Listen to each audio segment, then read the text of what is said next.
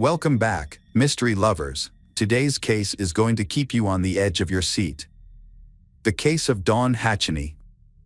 Dawn Hacheney was born on December 5, 1969, in Seattle, Washington.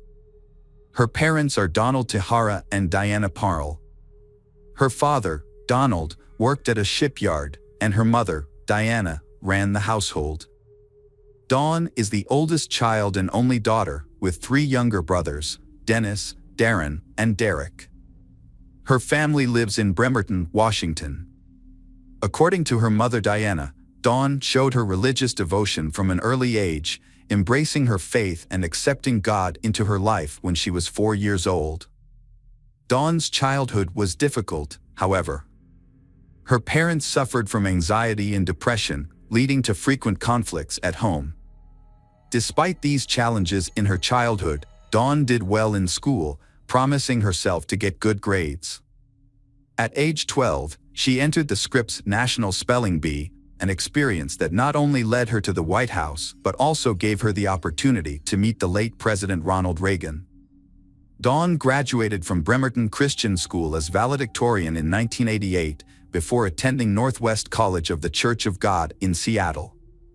While in college, Dawn met Nick Hacheney and they quickly formed a strong bond. However, her friends were concerned when she started calling him the one after only a few dates. They wanted Dawn to find someone who would truly care for and support her, but they worried that Nick was too aggressive and self-assured, which didn't seem to fit Dawn's personality. Interestingly, Nick's upbringing has some similarities to Dawn's. Nick was born and raised in Poulsbo, a coastal city in Washington. His family life was difficult from an early age. His father, Dan, was constantly immersed in his work as a mechanic, always distant when at home, neglecting his time and responsibilities for the family. His mother, Sandra, ran a daycare in the home and provided foster care, but Nick felt abandoned. He often confided in friends that he felt less loved than his siblings and even his foster children, and that his mother's affection for him was distasteful. Life was difficult with a depressed mother and a father who often neglected the family. Nick felt abandoned and emotionally isolated. Despite this, he found comfort in the Bible and became deeply involved in Christianity. His faith gave him confidence throughout his adolescence. Nick and Dawn first met in college. At first, Dawn's friends were confused by her interest in Nick, whose personality was the complete opposite of hers. Over time, they noticed a significant change in Dawn's behavior. Normally, she was confident, outgoing, independent, motivated, and always striving to achieve new goals. However, when she was with Nick, her personality changed dramatically. She became shy, introverted, and indecisive, often putting Nick's interests above her own, even when they made her feel uncomfortable. It seemed that Nick's influence brought out the worst in her, rather than the best. Despite this, their love continued to grow and their relationship remained strong. In 1990, Nick proposed to Dawn on Alki Beach and they became engaged. They married on April 20, 1991, and then moved back to Bremerton. By this time, both Dawn and Nick had completed their education. Dawn began working as a loan officer, and Nick began his work as a youth pastor at Christ Community Church on Bainbridge Island, near Seattle. Nick had a desire to become a youth pastor, specifically targeting Christ Community Church due to his relationship with his former youth pastor, Bob, also known as P.B. Smith. At the time, P.B. Smith remained at the church, having overseen the church's affairs since the late 1980s, but now partnered with Pastor Robert Billy Craig to lead the congregation. P.B. Smith took a more friendly but conservative approach to church leadership, while Pastor Robert was known for his strict teachings. In their marriage, Nick made decisions without his wife Dawn, largely because they adhered to the principles of Christian fundamentalism. These principles dictate that the wife submit to the authority of her husband, which Nick and Dawn believed was in line with God's plan. At Christ Community Church, This ideology was clearly promoted and considered acceptable. The church even performed exorcisms for its members, encouraged large families as a divine mandate, and advocated homeschooling for children. Modesty in women was emphasized and questions about sexuality were taboo. Those who disagreed with these norms risked expulsion from the church, creating a climate of silence among dissenters for fear of expulsion. Dawn and her congregation are mired in what many call a cult, with her husband, Nick, playing a key role in these dangerous activities. Initially, Nick admires P.B. Smith, but he soon becomes dissatisfied with P.B. Smith's laid-back approach and feels he has not learned enough. He turns his admiration to Pastor Robert, who has a more extreme and strict approach. Nick seeks direct advice from Robert, distancing himself from his close relationship with P.B. Smith. In contrast, Pastor Robert sees Nick as an opportunity to advance his own agenda. He wants to remove P.B. Smith from his position as senior pastor and take control of the church. Robert's intentions are not sincere and he uses Nick to achieve his own goals. Meanwhile, Nick and his wife Dawn are facing challenges in their personal lives. They are constantly moving from house to house, renovating properties to sell. Dawn grew tired of this lifestyle and longed to settle down in a permanent home. By 1997, these issues were causing tension in their relationship. Nick found a house in need of repair in East Bremerton, planning to move in, renovate, and make it their home. However, the purchase, renovation, and home business plunged the couple into debt.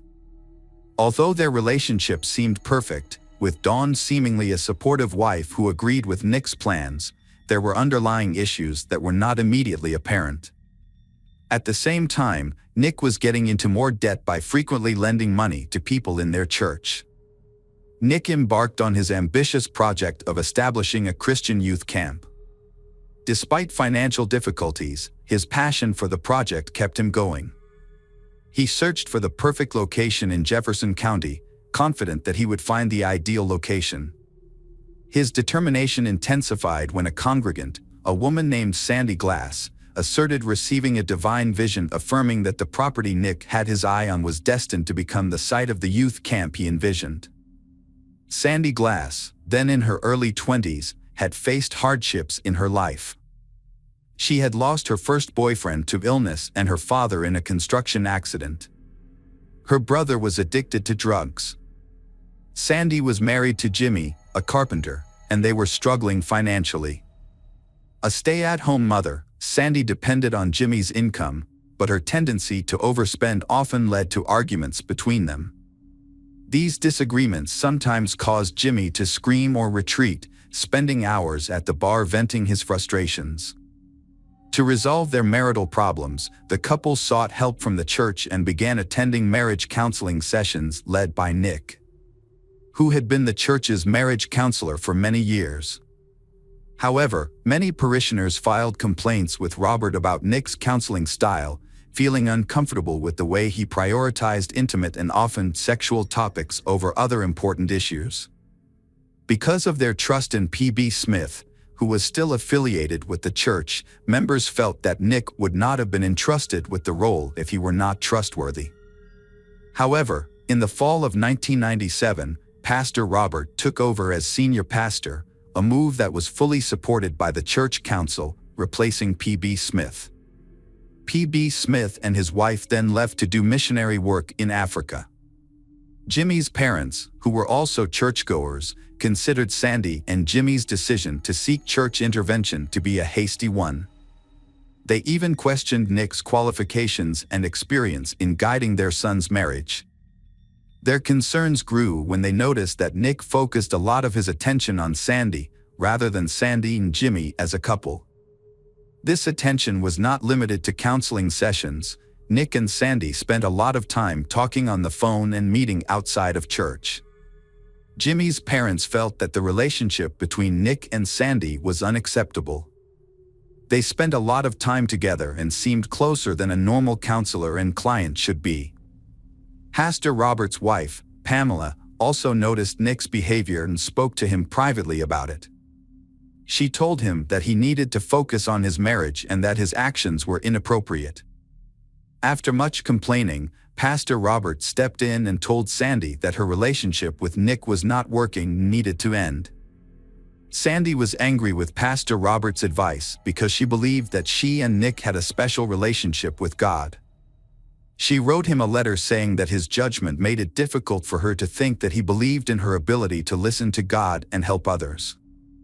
The relationship between Sandy and Nick had a negative impact on those around them. Dawn and Jimmy, as well as Jimmy's children from his previous marriage to Sandy, felt hurt and betrayed. One of the children even told Jimmy that Nick and Sandy had discussed Nick becoming their new father after Jimmy's death. Dawn began sharing with friends at church about her financial difficulties and her desire to have children, a desire that Nick strongly opposed. As 1997 drew to a close, Nick had relationships with several women in addition to Sandy. He engaged in private conversations and lengthy phone calls with these women. At the same time, Sandy's alleged visions grew stronger, prompting Nick to prioritize the establishment of her youth camp and devote more time to their relationship, as she believed they were destined to be together. On the contrary, Dawn made a lot of effort to rekindle Nick's happiness with her, even trying to lose weight. Some of the women in the congregation supported her, telling her that the problems in their relationship were not her fault, but Nick's own. Unfortunately, Dawn's life with Nick did not turn out as she had hoped when they got married. When Christmas came, Dawn woke up feeling unwell with a cold. Despite being sick, she and Nick spent the day with their family. That evening, they visited P.B. Smith's house and spent time with his family. Nick had plans to go hunting with Lindsay, P.B. Smith's daughter, and her friends the next morning, the 26th. Nick met his friends at the Hood Canal Bridge in Jefferson County to go hunting just before dawn. They spent a few hours in the woods without shooting anything and decided to leave. Around 9 a.m., they went to a local diner for breakfast. While eating, Nick suddenly stood up, looking worried, and said, "Dawn and I haven't opened our Christmas presents yet." He left the diner at 9:30 a.m. and arrived home at 10 a.m. to find his wife dead in a fire. When police arrived on the scene, they discovered that the fire had initially started in the bedroom, due to a malfunctioning space heater. The fire quickly spread due to newspapers and wrapping paper in the room, and was made worse by multiple propane tanks on the floor. Nick told friends at the diner that he and his family had not opened their Christmas presents. But he told police a different story. According to Nick, they had actually opened their presents the night before. He said that Dawn had gone to bed feeling unwell and left the wrapping paper scattered around.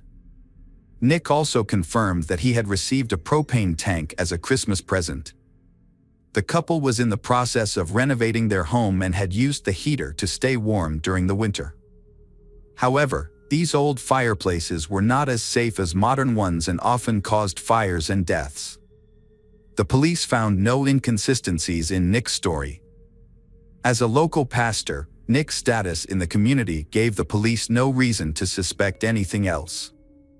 And his wife's death, which was ruled an accident. The congregation was concerned for Nick's health and wanted to support him during this difficult time. Pastor Robert even offered to try to revive Dawn through prayer, but Nick refused, saying he did not want her to suffer any potential pain. This refusal surprised Robert, as Nick had previously been willing to participate in church activities, including the exorcisms they had performed. Mary Glass, Sandy's mother-in-law, immediately suspected Nick of being involved in Dawn's death. Convinced that it was no accident, she urged her husband to report the situation to the police, but this never happened. Soon after, the police officially declared Dawn's death an accident and referred the case to Nick's insurance company. Nick began the process of collecting on Dawn's life insurance, which raised some suspicions from family and friends. They thought it was unusual for Nick to settle the insurance so quickly after Dawn's death, but they understood that the couple had significant debt and that Nick needed the money to pursue his plans for the youth camp. Some church members found Nick's way of grieving unusual, but they refrained from expressing concern, believing that everyone deals with grief differently.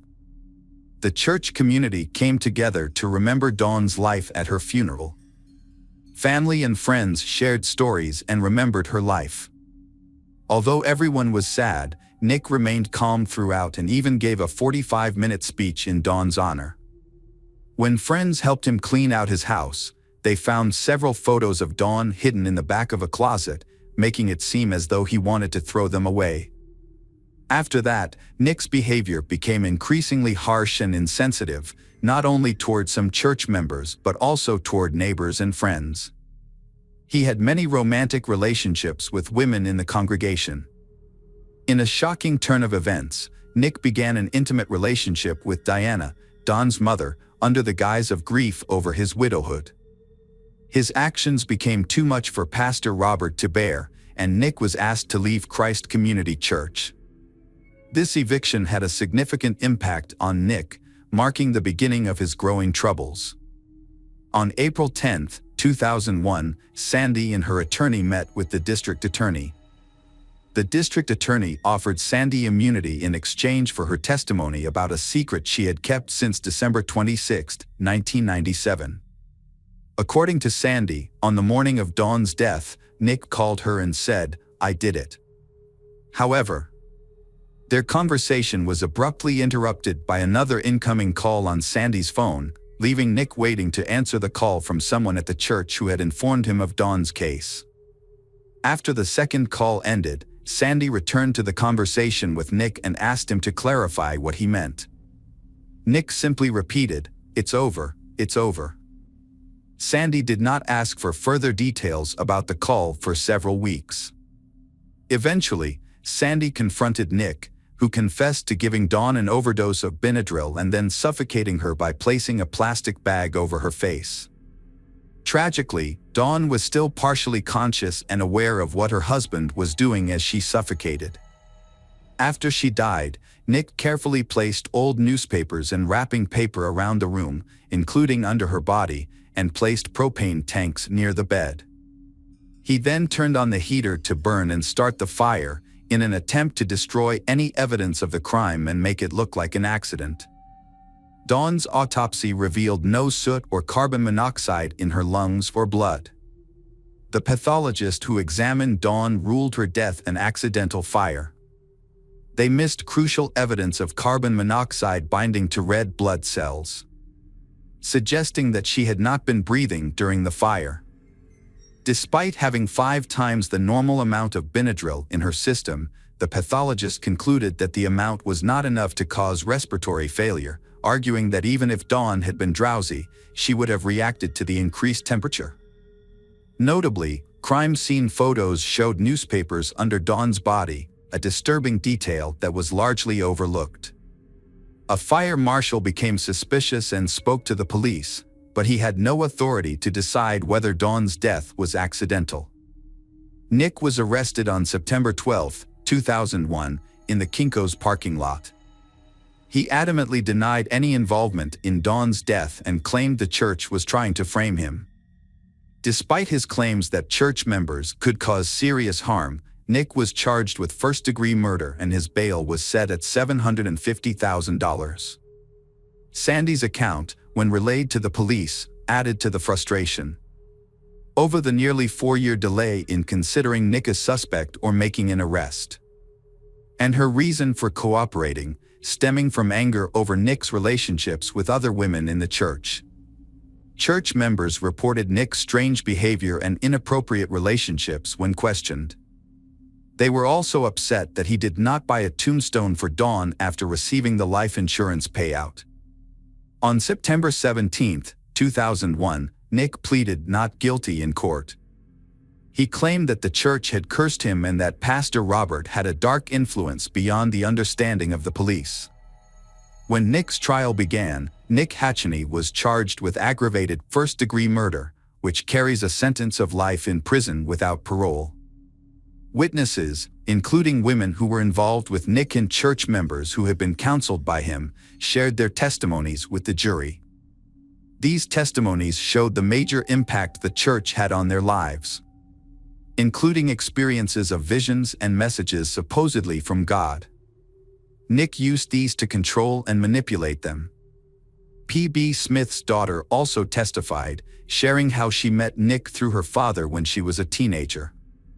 Nick seduced her, and they had sex after Dawn's death. This continued until she moved away about a year later. Doctors and forensic experts also testified, emphasizing that Dawn's body held important clues regarding her death. However, these indicators were ignored, as mentioned earlier, because Nick was a pastor. However, on December 26, 2002, 5 years after Dawn's tragic death, the jury deliberated for a day before returning a guilty verdict on first-degree murder against Nick Hacheney. At his sentencing hearing on February 7, 2003, Nick addressed the court, which was filled with Dawn's loved ones. He continued to maintain his innocence, but also expressed remorse for his actions and sadness for his family's loss, saying that Dawn deserved better treatment. He was sentenced to life in prison. However, in 2007, an appeal to the state Supreme Court resulted in his life sentence being modified. The appeal argued that, because Dawn died as a result of Nick strangling her, the original charge of aggravated first-degree murder in connection with her death by arson did not match her actual cause of death. The defense argued that Nick therefore did not deserve a life sentence. Ultimately, the state Supreme Court ruled in favor of the appeal, changing Nick's sentence to 26 years in prison. While in prison, Nick was involved in many positive initiatives. He co-founded the Environmental Progress Reentry Network and introduced a waste management system that used vermicompost. Nick could be released from prison soon, as he is eligible for parole in 2025. Sadly, Dawn's life took a tragic turn. She thought she had found the right person, but the reality was very different. This led to a devastating betrayal and her heartbreaking death. Hi everyone, thanks for returning. Let's unravel another perplexing mystery. The case of Courtney Holden. Courtney Holden was born on February 28, 1992. When she was 2 years old, she was sent to an orphanage. Life there was not happy, not only for Courtney but for all the other children. Every day at the orphanage began with a prayer. Children of all ages prayed to the Almighty to give them a family and a happy life. Finally, Courtney's dream came true when she was adopted by the Holden family. Courtney arrived in Spokane at the age of 4 and began living in the Holden family home with Joshua and some other foster children. However, instead of finding a loving family as she had hoped, her life here was worse than at the orphanage. What Courtney experienced at the Holden home could only be described as a real nightmare. From a young age, she was forced to do all the housework. She had to clean the whole house and wash the dishes after every meal for the entire family. If she made a mistake, she was punished. Surprisingly, the Holden family treated the other foster children better. No one understood why they disliked her so much. Judy Holden was old when she adopted Courtney, and she was the last child they had received from the orphanage. Perhaps this explains their inexplicable cruelty and hatred towards Courtney. She was forbidden to go out without permission and was often abused. Visitors to the house often heard Judy and Joshua calling Courtney Cinderella, as if she were in a fairy tale, but in reality, she was more like a slave to her cruel stepmother and siblings. Courtney was very sensitive and had become accustomed to a difficult life with the Holden family. She feared her foster mother and felt terrified just seeing her brother Joshua. He did not allow her to communicate with her friends. She was not allowed to use a cell phone or other modern devices. She was only allowed to leave the house when necessary and always had to ask for permission. She only enjoyed fresh air and chatted with her neighbors when she was alone in the backyard. However, she became accustomed to this life and did not feel bitter. She still respected her adoptive parents because they were the only family she knew, and she had no concept of a normal family. Courtney experienced a period of freedom when Joshua, due to conflicts with their parents, moved in with his sister for an extended time. For Courtney, this was the happiest period of her life. She finally experienced the freedom she had always longed for, allowing her to go out, walk around, and meet friends. After finishing school, Courtney fell in love for the first time. Michael was an ideal partner.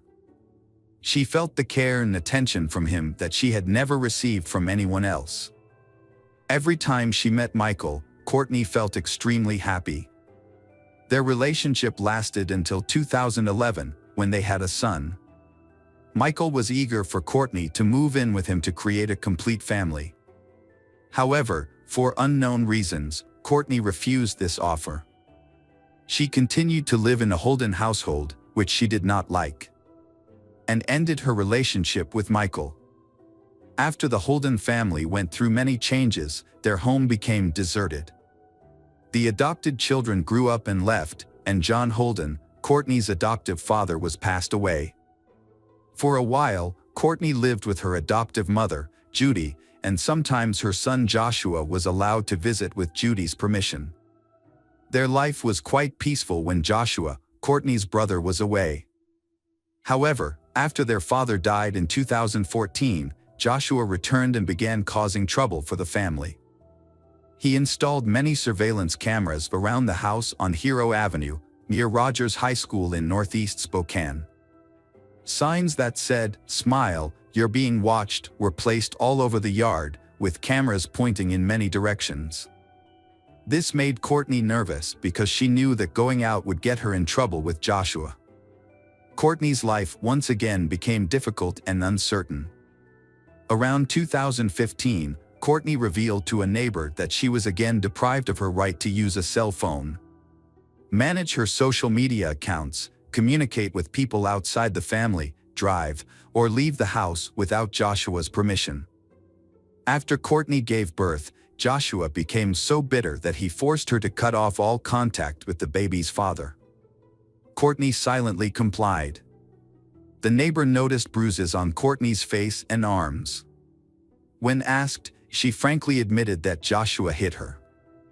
They were worried and did not understand why Courtney would endure such abuse.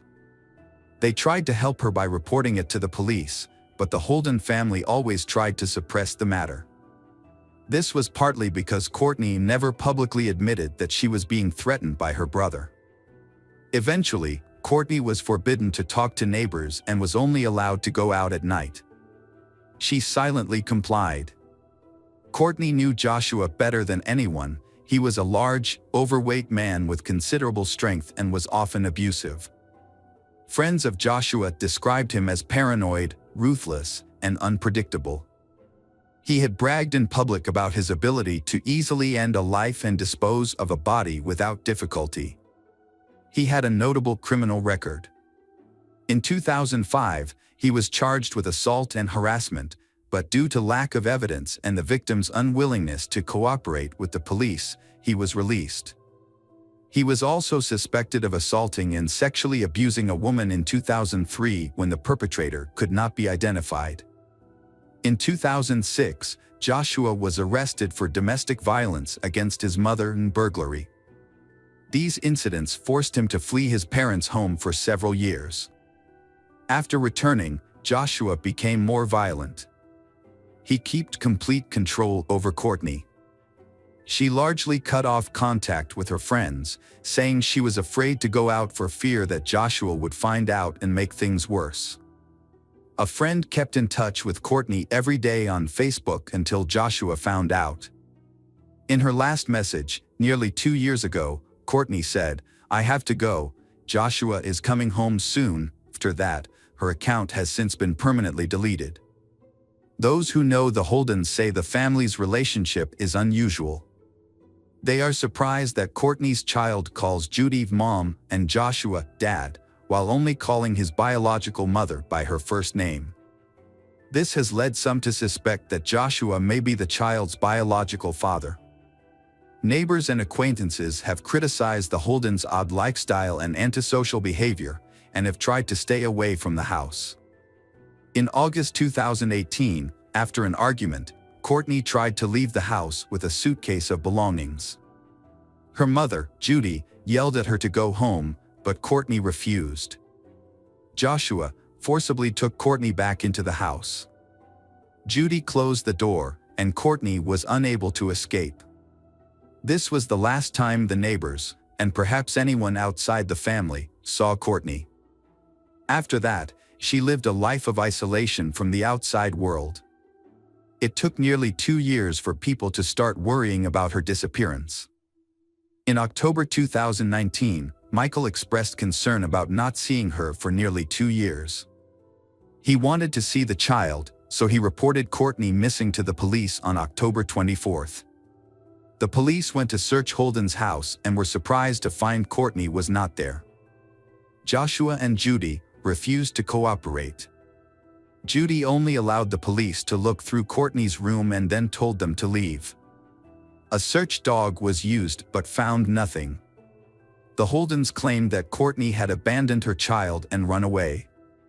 However, they could not explain who was withdrawing Courtney's Social Security benefits and using her electronic food stamps. On the day the police searched the house, Judy and Joshua withdrew the remaining $600 from Courtney's bank account. The next day, a woman claiming to be Courtney called the National Crime Information Center, saying she was safe and did not want to be searched. Police traced the call and found that the woman was Courtney's half-sister. Joshua and Judy later gave conflicting explanations for Courtney's disappearance. They said she ran away with a truck driver and then with a secret lover. Courtney's absence, along with the changing accounts of those who lived with her, made it clear that the Holdens were hiding something.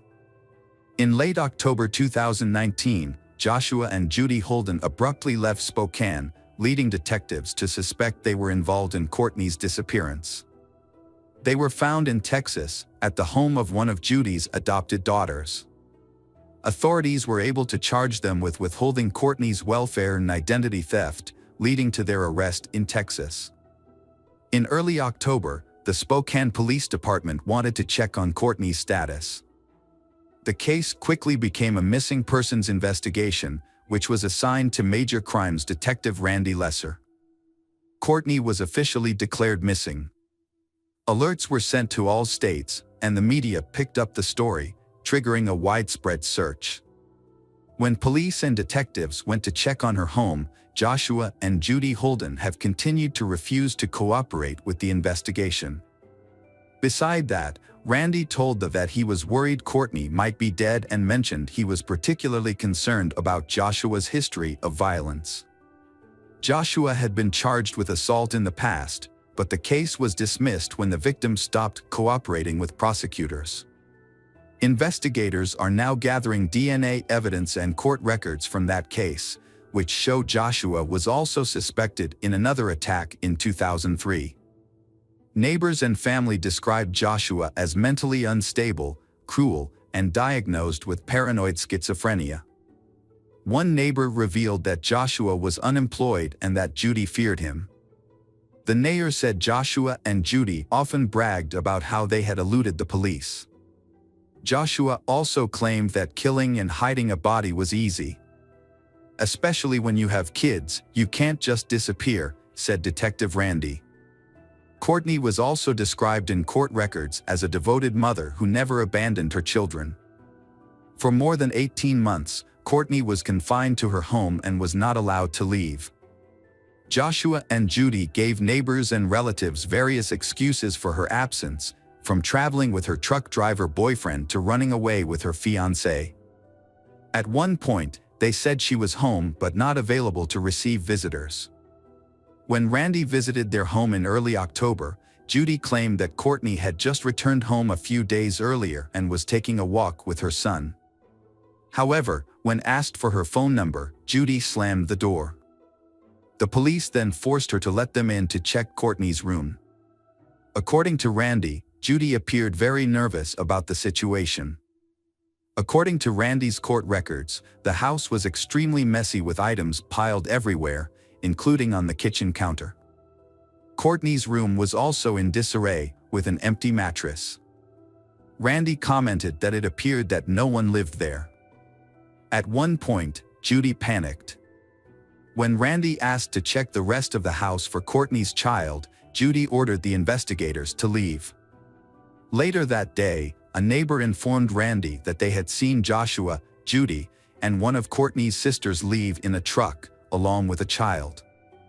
Detective Randy also became suspicious that Courtney, who suffered from a chronic illness, had not seen a doctor since October 2017. She received her last prescription in July 2017, although she had been taking her medication for months before she disappeared. Despite gaps in her medical records, money continued to be withdrawn from Courtney's bank account each month, and her EBT card was used to purchase groceries. Surveillance footage confirmed Joshua and Judy shopping with a small child. They was also caught on camera withdrawing the remaining money from Courtney's bank account on the day she was declared missing in early October. On October 24th, Joshua and Judy left the home. When police arrived to execute a search warrant, Randy noted that they discovered the DVR from the security camera system had been removed, and the family's 6 pets were also missing. By mid-November, Joshua and Judy's cell phone numbers had been canceled. However, that same day, 2 new phone numbers with Texas area codes were activated on their accounts. About a month after the Holdens moved out, a neighbor called the police to report activity at the house. It was actually one of Judy's daughters and her husband, who had flown in from Texas to check on the property. They said they hadn't seen Courtney in 2 years and that Judy was retired. However, there were inconsistencies in their information. The man told the police that Joshua and Judy had a child, while Judy's daughter insisted that the child was Courtney's. In mid-December, Randy traveled to Texas to look for Joshua and Judy. Police found them at Judy's daughter's house, along with Courtney's son. Joshua and Judy Holden were arrested on multiple charges: identity theft, interference with child custody, unauthorized use of Courtney's bank account, and concealment of her child. The child was found safe and returned to his father. No other family members have been charged with any crime. Police searched Judy's home in Spokane with a search dog but found no trace of Courtney. A search of a home in Texas also turned up nothing. Police also searched a car and trailer belonging to Judy at an RV park in Oklahoma. Joshua, 40, and Judy, 74, are currently in custody in Texas and have refused to answer police questions. They also refused to be extradited to Spokane. With insufficient evidence to prove their involvement in Courtney's disappearance, it is likely that Joshua and Judy will be released. This is perhaps one of the most mysterious disappearances ever. I have 4 notebooks full of different information, Randy said of the month-long investigation. Judy and Joshua continue to maintain that they had nothing to do with Courtney's disappearance, while police believe she is likely dead but have unfortunately not been able to prove it. Domestic violence experts point to a number of factors as to why cases like Courtney's are not always reported. One is the societal assumption that someone else will take care of it. According to Morgan Kern, Director of Counseling and Outreach at the YWCA, fear of retaliation can also be a factor. And people sometimes view it as a family issue, something to be dealt with at home. Although Judy and Joshua have been accused of multiple acts, they have not been charged directly in Courtney's disappearance. However, many still suspect they knew what happened. Joshua not only had a history of aggression but had also claimed to be capable of killing and hiding a body from the police. Investigators believe Courtney is dead, but no suspects have been arrested in the case. To summarize today's story, it is sad that Courtney was victimized by the Holden family. This young woman longed for a loving family but did not have the courage to defend herself. She believed that the people who abused and exploited her were still family. But does a real family need to make you defend yourself like that? Hey detectives. Welcome back. We've got another mysterious case to explore. The case of Michael Wayne Jones. Michael Wayne Jones was born on May 1, 1981, in Brattleboro, Vermont. His life was complicated and difficult from a young age. Michael witnessed his parents repeatedly physically and mentally abusing each other, and he himself was also subjected to this abuse. When Michael was young, his father went to prison for unclear reasons, leaving him feeling empty and deeply affected. His mother remarried and had another son, Dana, bringing some happiness to Michael's life. However, their home life remained troubled. Michael's stepfather had trouble maintaining stable employment, which put a financial strain on his mother, forcing her to work 2 jobs to support the family. The stepfather was aggressive toward Michael and Dana. He used physical punishment. This has created an atmosphere that makes people feel scared and controlled. Michael was harshly punished for small mistakes, such as being late to school, and was often locked in a shed and subjected to sexual abuse. Michael's difficult life did not harden him. Instead, he showed kindness and a strong instinct to protect others, particularly his younger brother Dana. He is often the one to admit mistakes and take punishment for Dana, which brings the 2 brothers closer. Dana admired Michael's courage and love. Michael's stepfather was extremely controlling and rarely allowed him to interact with other children. His mother was too afraid of her husband to stand up for Michael or herself. This created a home environment that was isolated, secretive, and oppressive. With no outside help, Michael and Dana suffered ongoing abuse. The neighbors suspected that something was wrong in the household. In a desperate attempt to escape, Michael ran away from home but didn't know where to go. He was eventually found by authorities and shared the sad story of his family life. Unfortunately, no one helped him with his situation. Michael had difficulty expressing his genuine emotions, instead concealing them beneath a facade of indifference. He struggled with depression in his teenage years, which significantly impacted his mental well-being. However, at school, he found some relief from his struggles. Despite being introverted and feeling lonely, having responsibilities helped distract him from his difficult home life. Fortunately, Michael met Dorothy, a local business owner. Dorothy introduced him to her daughter, and although the daughter's name is not known, but Michael formed a strong bond with her. As time passed, their friendship blossomed into romance, navigating its share of highs and lows. This relationship brought out Michael's gentle, thoughtful, and cautious nature, revealing a more nuanced side of his personality.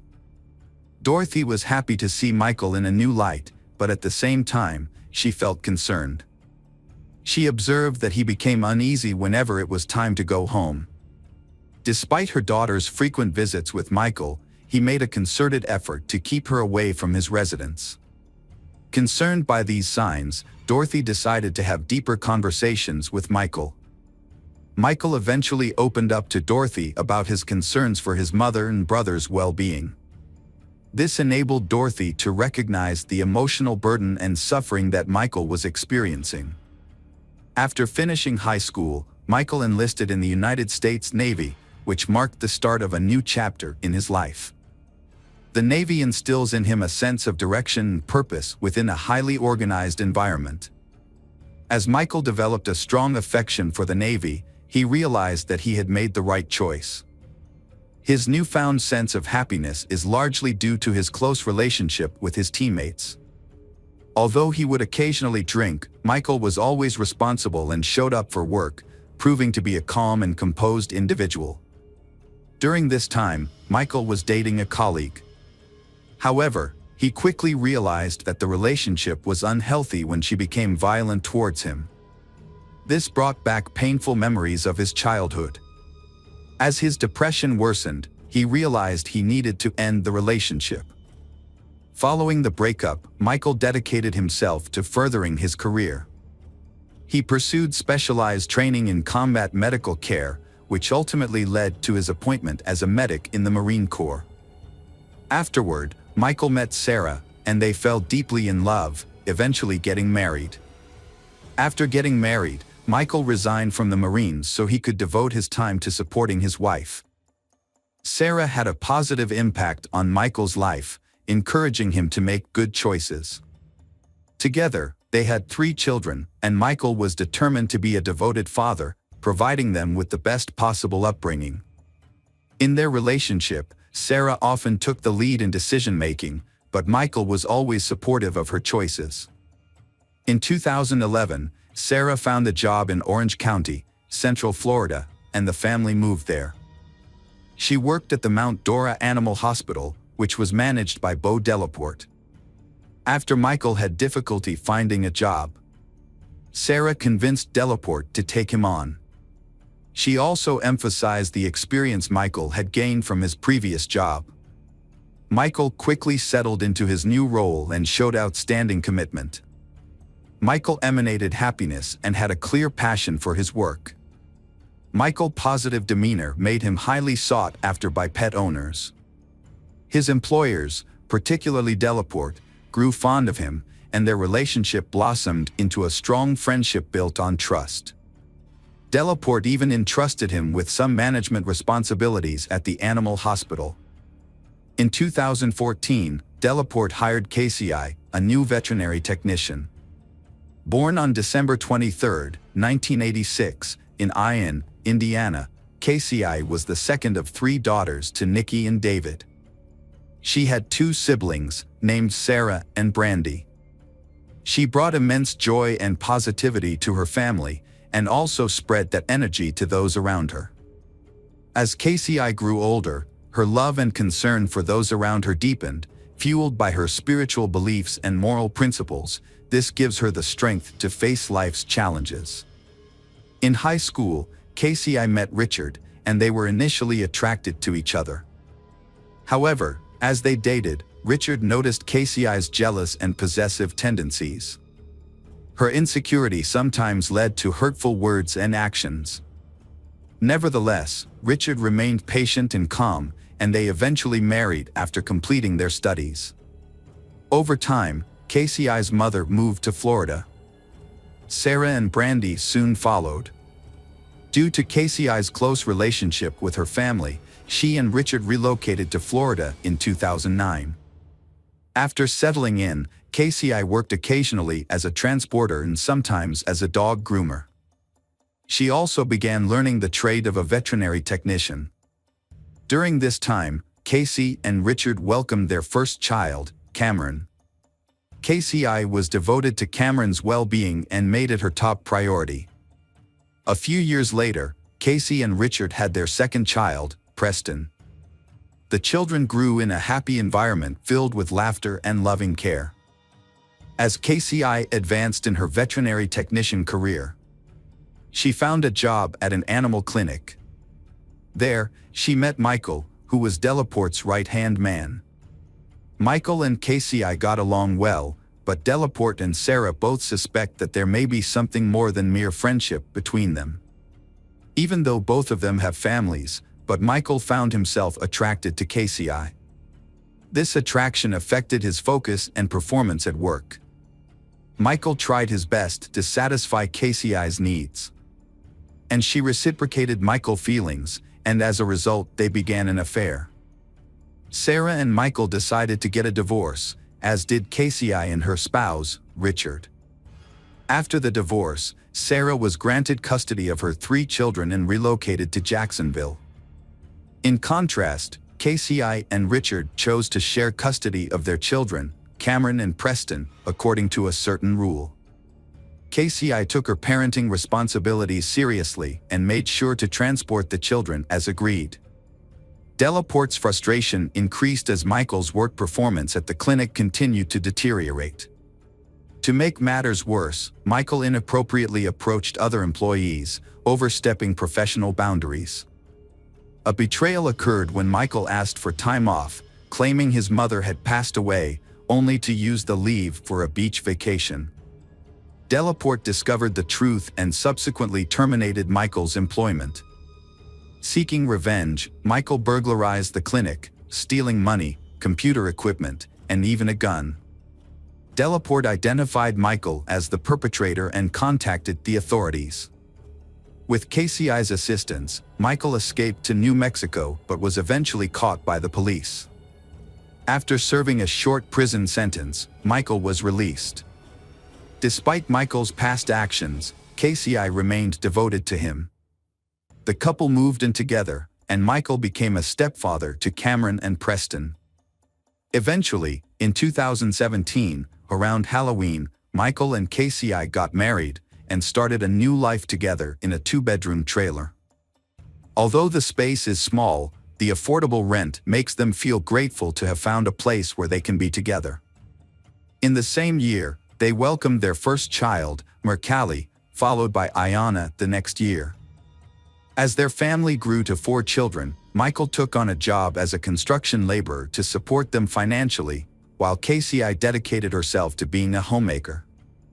She took great joy in every stage of her children's development and sought ways to capture those special moments. This led her to create a YouTube channel where she shared milestones of their family life. At first glance, their life seemed perfect, with Michael appearing calm and KCI's laughter frequently punctuating their videos. However, their relationship was not as it seemed. Behind closed doors, the couple frequently argued, and their disagreements had become a persistent problem. KCI's distrust of Michael led her to regularly check his phone, and she became suspicious whenever Michael worked late hours. A heated argument broke out between them on the night of July 10, 2019, while their children slept. The argument started when KCI discovered a message on Michael's phone that made her believe he was being adultery. The confrontation quickly turned violent, with KCI grabbing a baseball bat and pushing Michael. Michael then took the bat from her and, in a state of blind fury, he repeatedly struck her until she died. Michael put KCI's body in a plastic bag and hid it in a closet. He tried to clean up the scene as much as he could. The next morning, he took steps to prevent the children from finding out what happened. He then put KCI's body in his car. To avoid raising suspicion, Michael continued to post on KCI's social media accounts in the following days. On July 26, Michael sent a text to Richard, pretending to be KCI, asking him to take care of Preston and Cameron. Michael also texted KCI's mother, asking her to care for Mercalli and Ayana. When Richard arrived to pick up Preston and Cameron, he found it strange that KCI was not there and expressed his concerns to Michael. However, Michael dismissed Richard's concerns, saying KCI had left town for a few days. KCI's mother had a similar reaction when she came to pick up Mercalli and Ayana.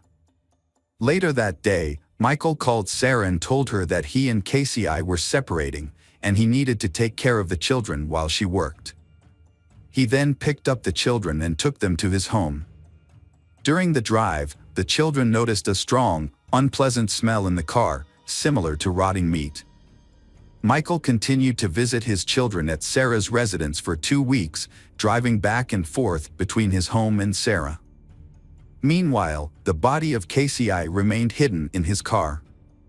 As the days went by without hearing from her daughter, KCI's mother grew increasingly worried. On August 10th, Richard returned Cameron and Preston to Michael. This time, KCI's absence was even more noticeable, and it increased Michael's concern.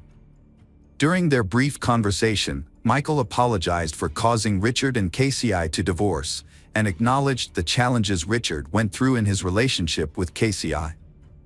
As the new school year approached, Michael realized that the absence of the children and KCI would likely raise suspicions among the elementary school staff. This realization led to a tragic turn of events. On a night that remains unspecified, Michael took Cameron out of bed and suffocated him, then placed his body in a suitcase. The next morning, he did the same to Preston, putting his body in a garbage bag. A few days later, the owner of the trailer park where Michael lived served him an eviction notice, giving him 2 weeks to vacate the premises. Amidst this dire situation, Michael went to pick up Mercalli in Iona. When KCI's mother saw Michael again without KCI, she became overwhelmed with anxiety and had a nervous breakdown. Her mind was consumed by a single question: where was her daughter? Michael was driving with his daughters, Mercalli and Iona, when he was suddenly overcome with guilt. He felt trapped and decided to turn himself in at the police station. However, when he reached the door, he changed his mind and turned back home. Upon returning, he filled the bathtub with water and tragically drowned his daughters. After their deaths, he placed their bodies in a plastic container. As Hurricane Orion approached Florida in early September, a state of emergency was declared, prompting many people to seek shelter. Michael took advantage of the chaos to transport 5 bodies, including his wife and children. He loaded them into his truck and headed north to stay with Sarah. During his stay, Sarah noticed that Michael never contacted KCI or inquired about the children, which made her uneasy. However, she chose not to ask questions due to her awareness of the marital issues. After the hurricane passed, Michael's neighbors reported a strong, unpleasant smell coming from the trailer to the property owner. The owner checked the trailer, first looking through the windows and then entering it. Although the furniture and personal belongings were still there, the smell was overwhelming, but nothing else seemed out of the ordinary. KCI's mother grew desperate as she tried to make sense of her daughter's disappearance. She suspected Michael might be in trouble with the law and hiding, which could explain why her daughter was also in hiding for her own safety. Rather than waiting, KCI's mother contacted the sheriff's office and requested a welfare check at Michael's house. When officers arrived for the welfare check, they found the house empty but appeared to have been recently cleaned. However, a strong smell of decomposition lingered, contradicting the presence of cleaning supplies near the entrance. Before the officers could investigate further, the property owner arrived and asked them to leave. Meanwhile, with the bodies still in his vehicle, Michael drove out of state into Georgia. He stopped near a wooded area and disposed of the bodies of Cameron, Preston, Mercalli, and Iona. As he continued driving and checked his GPS, Michael lost control of the vehicle and crashed. Although Michael escaped without injury, the vehicle was severely damaged.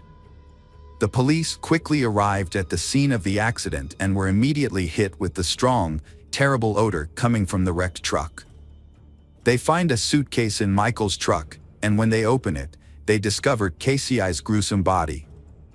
Michael broke down and confessed to his heinous crimes on the roadside. He also revealed the location of the children, leading to his immediate arrest.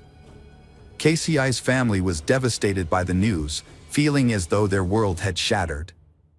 In shock and grief, they still do not understand why Michael could have so brutally murdered his wife and children. Sarah, in particular, felt an intense hatred towards Michael, a sentiment she had never experienced before. With a search warrant and new evidence in hand, investigators went back to KCI's house. Upon entering, they were met with a strong, unpleasant odor and a noticeable reddish stain on the carpet. The agents began collecting evidence from the scene, while the autopsies were being performed to gather more information about the tragic incident. Forensic results showed that Cameron sustained a fractured jaw with no other visible signs of trauma. But a towel was in his mouth. Preston was found with a noose around his neck. Mercalli and Iona were found in a small plastic bag together, which also contained a baby bottle with Iona's name on it and a pair of pink sandals. The cause of death for Mercalli and Iona was determined to be drowning. KCI's autopsy results showed a severe blunt force injury to the front of her skull and face, but no other signs of trauma were found on her body. When questioned by authorities, Michael remained calm and provided precise and honest answers. Michael even thanked the police officers who arrested him and said he felt he had no other choice. Michael provided a clear and chronological account of incident from the fight with KCI to his subsequent arrest. When asked about his motives, Michael said that his actions stemmed from the harsh life circumstances he endured, which led him to believe that his decision was the only possible solution. The tragedy profoundly affected everyone involved, but it was particularly shattering for Sarah. She found it extremely difficult to accept that her children had been exposed to and had lived with someone like Michael. As a result, Sarah struggled with mental health issues after learning the truth. Michael was subsequently charged with second-degree murder for KCI's death and 4 counts of first-degree premeditated murder for the deaths of the children. Michael pleaded guilty to the charges, bypassing a trial and moving directly to the sentencing phase. A 12-person jury then had to decide between 2 sentences, life imprisonment or the death penalty. The defense strategy focused on Michael's difficult childhood and mental health issues, highlighting various psychological disorders that may justify a reduced sentence. However, state prosecutors argued that the extreme brutality of the case worthy a death penalty. In January 2023, the jury unanimously recommended the death penalty, as required by state law. After a brief 99-minute hearing, the judge formally sentenced Michael to death. He also received a separate sentence of life imprisonment without parole for the murder of KCI. Michael's lawyer quickly filed an appeal following the sentencing. However, on April 28, 2023, the judge rejected the appeal and confirmed the original sentence. Prosecutors were pleased that justice had been achieved for KCI's family. Michael is still in prison, awaiting his scheduled execution. Hi everyone, thanks for returning. Let's unravel another perplexing mystery. The case of Kate Waring. Kate Waring was born in Charleston, South Carolina, USA. She grew up in a loving family with 2 siblings, and her parents always tried their best to give their children the best life possible. As a child, Kate showed a deep love and compassion for animals, which led her to start volunteering at various animal shelters at a young age. As a teenager, she was a dancer and had a wide social circle, known for her positive attitude and outlook on life. Everyone assumed she had an educational good background, and to some extent, this was true. However, one fateful day, her life changed completely. Just before going to college, Kate opened up to her parents about being abused by someone close to the family when she was younger. Kate's parents were shocked by this confession. They felt guilty for not knowing the hardships their daughter had faced over the years. After learning this heartbreaking truth about their daughter, Kate's parents did everything they could to help her overcome it, but unfortunately, this traumatic experience left behind long-lasting consequences that became increasingly serious over time. Kate had struggled with addiction to both alcohol and illegal substances. Kate's parents recommended therapy to help her work through her issues, and she agreed to give it a try. They also suggested she move back in with them, thinking the family environment would aid in her recovery. Initially, the therapy seemed effective, but Kate continued to grapple with the emotional weight of her past, making it difficult for her to move forward. Kate's life underwent a major transformation when her psychiatrist diagnosed her with depression. Her father proposed a trip to anywhere in the world, which Kate eagerly accepted. She chose to travel to the Arctic Circle, driven by her long-held desire to see polar bears. Kate and her parents searched for suitable tours and eventually booked a trip. As the journey approached, Kate's parents noticed a marked change in her attitude, shifting from sadness to cheerful and positive. During the trip, Kate and her parents shared a wonderful experience, filled with joy and laughter. On the boat to the Arctic Circle, Kate met a fellow Russian tourist. They kept in touch throughout the trip, and when the trip ended, they still exchanged letters. Kate developed strong feelings for him, and eventually, which led her to make the decision to travel to Russia. Kate had finally begun to overcome her depression after traveling with her family in another country. However, due to visa issues, she was forced to return home. Despite this incident, Kate seems to have found joy in her life again. She planned to resolve her visa problems and had even started writing a book for her children. But everything changed on Saturday, June 12, 2009. Kate's family was away on a business trip, and she was alone at home. Normally, Kate would call her father to check in, but this time she didn't. Her father tried to reach her, but there was no answer. Concerned about her well-being, especially given her past struggles with addiction, her father asked someone to check on her. When the person arrived at Kate's home, they found her room empty, but the light was still on, suggesting that she had just stepped out and would return soon. However, Kate's medication, which she needed to take regularly, was still at home. Her parents were anxious, but they decided not to panic, thinking that Kate, being 28 years old, was capable of taking care of herself. They decided to wait until Monday, at which point parents intended to contact the police. On Monday morning, Kate's father received a call from the bank. A bank employee informed him that someone had tried to cash a check for over $4,000 from Kate's account. The bank was unable to contact Kate, so they reached out to her father. This situation raised suspicions, as Kate's father knew she only had a few $100s in her account. The bank security team contacted Kate's father due to the large amount of the check. Although Kate's signature on the check appeared to be genuine, the bank still had concerns. The man who tried to cash the check was identified as Ethan Mack. Kate's father did not recognize Ethan's name, but he assumed Ethan might be an acquaintance of Kate's since the bank had verified her signature. As Kate was still unreachable, her father decided to contact the police. The police launched an investigation into Kate's disappearance and began by questioning Ethan Mack. Ethan claimed to have known Kate for years and stated that she had written the check to pay off old debts. He also claimed that he had frequently lent Kate money for various purchases, including clothing and jewelry. Investigations into Kate's disappearance led detectives to speak with her friends. They revealed that Kate had a long-standing friendship with Ethan. Although they were very close, her friends insisted that the relationship was not love. Ethan told detectives that he met Kate on Friday night and took her out for dinner at a restaurant. After dinner, he drove her home and then went about his own business.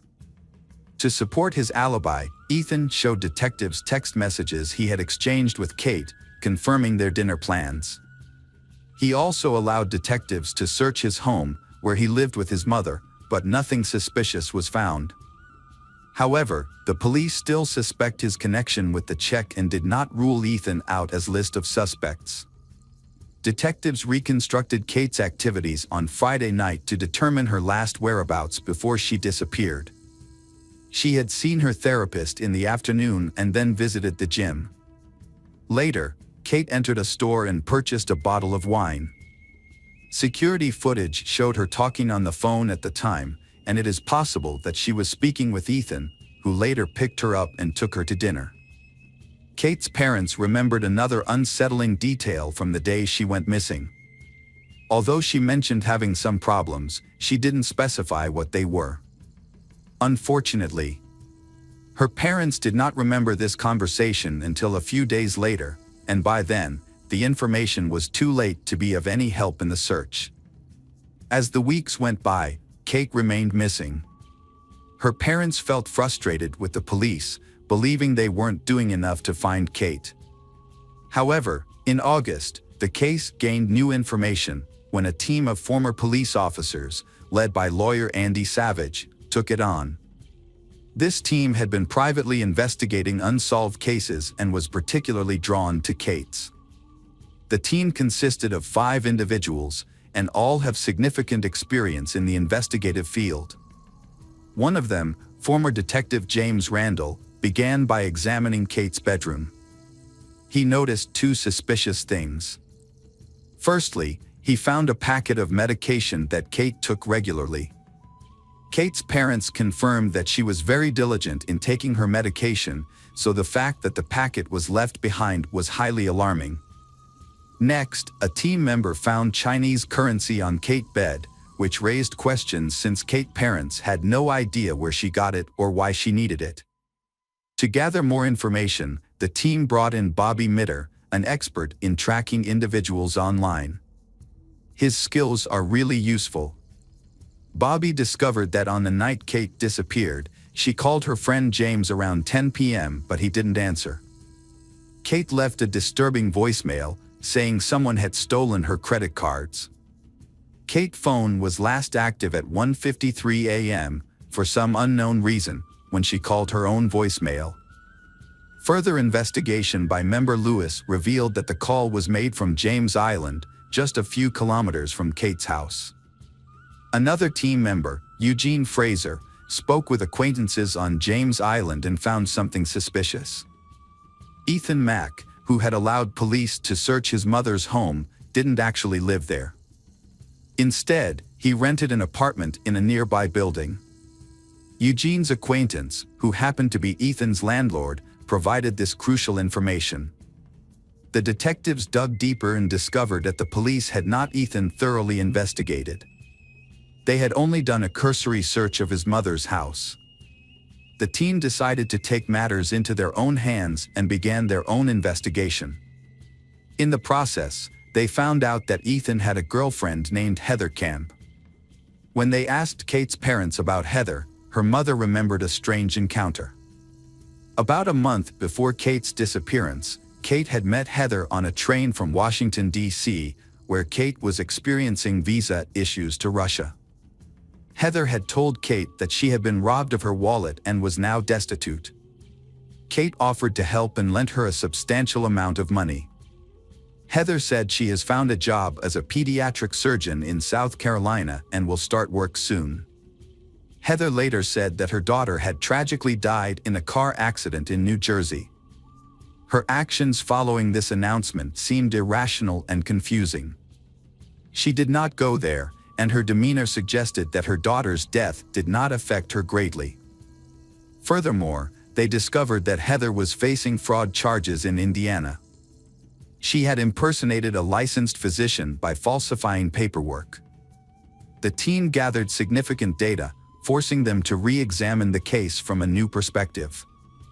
However, when they presented their findings to the police were completely reluctant to continue the investigation. The team discovered that the only way to get the police to take action was to gather undeniable proof that connected Heather to Kate's disappearance. To obtain this evidence, the team took drastic measures. They convinced the person who rented an apartment to Ethan Mack to install a hidden camera outside his apartment door. Additionally, they placed a GPS tracker in Ethan's car, allowing them to monitor his movements. Their efforts soon paid off. After analyzing Ethan's travel patterns, the detectives discovered that he had visited multiple pawn shops throughout the city. They followed his trail and found that at each shop, Ethan was selling small batches of jewelry. Although they couldn't confirm whether the jewelry belonged to Kate, the detectives felt they were closing in on a crucial lead. The group then hits a major roadblock when Ethan and Heather's landlord threatens to evict them because they haven't paid their rent. This made the detectives' investigation difficult, as losing access to the apartment would hinder their ability to monitor Ethan and Heather's activities. To address this issue, the detectives devised a plan to persuade the landlord to grant Ethan and Heather an extension on their rent payment. In exchange, the landlord required both Ethan and Heather to sign a contract committing to pay the outstanding debt. The team successfully negotiated this arrangement, and once the contract was signed, they immediately sent it to the laboratory for analysis. The primary objective was to compare the handwriting on the contract with Kate's signature on the $4,000 check. The results yielded a significant breakthrough. The handwriting expert confirmed, with absolute certainty, that the signature on the check matched Heather's handwriting on the contract. The team discovered that Heather had forged Kate's signature. However, they knew the police would be uncooperative, so they devised a new plan. They convinced the landlord to help them by telling Ethan that the apartment needed insect treatment. The team leader, dressed as an exterminator, accompanied the landlord to the apartment. But their plan almost failed. They realized Ethan only moved the car away from the house and did not actually leave. Upon entering the apartment, the investigator and the landlord were met with an unexpected surprise. Ethan was still at home, and Heather was the one driving his car. The investigator then had to think quickly and adjust his plan. They insist that the apartment needs to be disinfected and ask Ethan to wait outside while they spray the dangerous disinfectant. Ethan, unaware of the investigation, agreed to leave his apartment. Meanwhile, investigators begin searching for evidence to prove Ethan's involvement in Kate's disappearance. They found Ethan's backpack and examined its contents. Discovering Chinese money, it resembles the bills found on Kate's bed. However, the search yielded no other significant clues.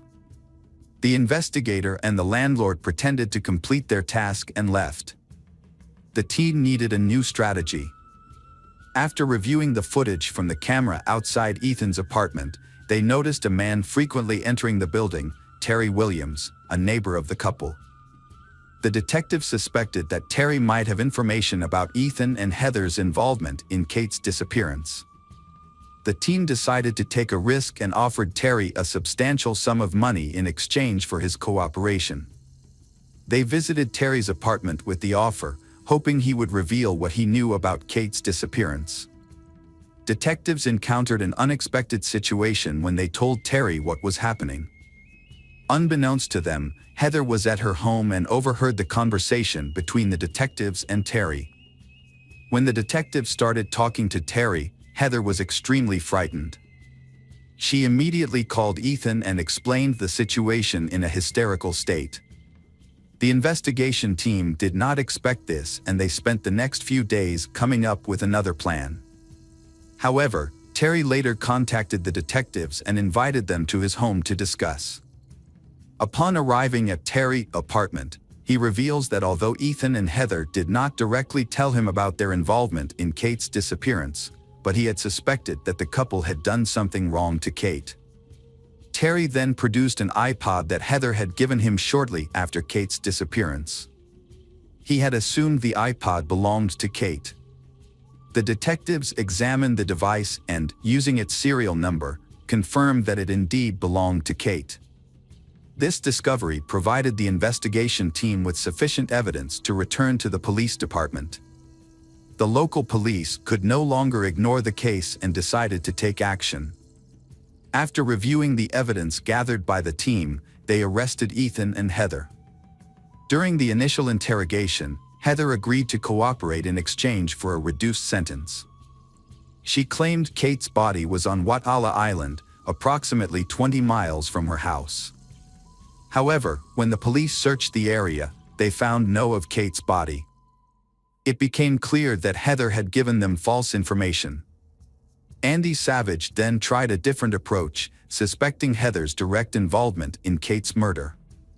He met with her and offered a deal. In exchange for revealing Kate's body location, he would help get her off the forgery charges papers. Heather, seeing this as her only chance, agreed to the deal. She provided a detailed description of the location on the outskirts of Wat Allah Island, claiming Kate's body was still there. The detectives decided to search the area without police accompaniment, but they were initially disappointed when they found nothing. However, they returned the next day, and they eventually discovered Kate's body.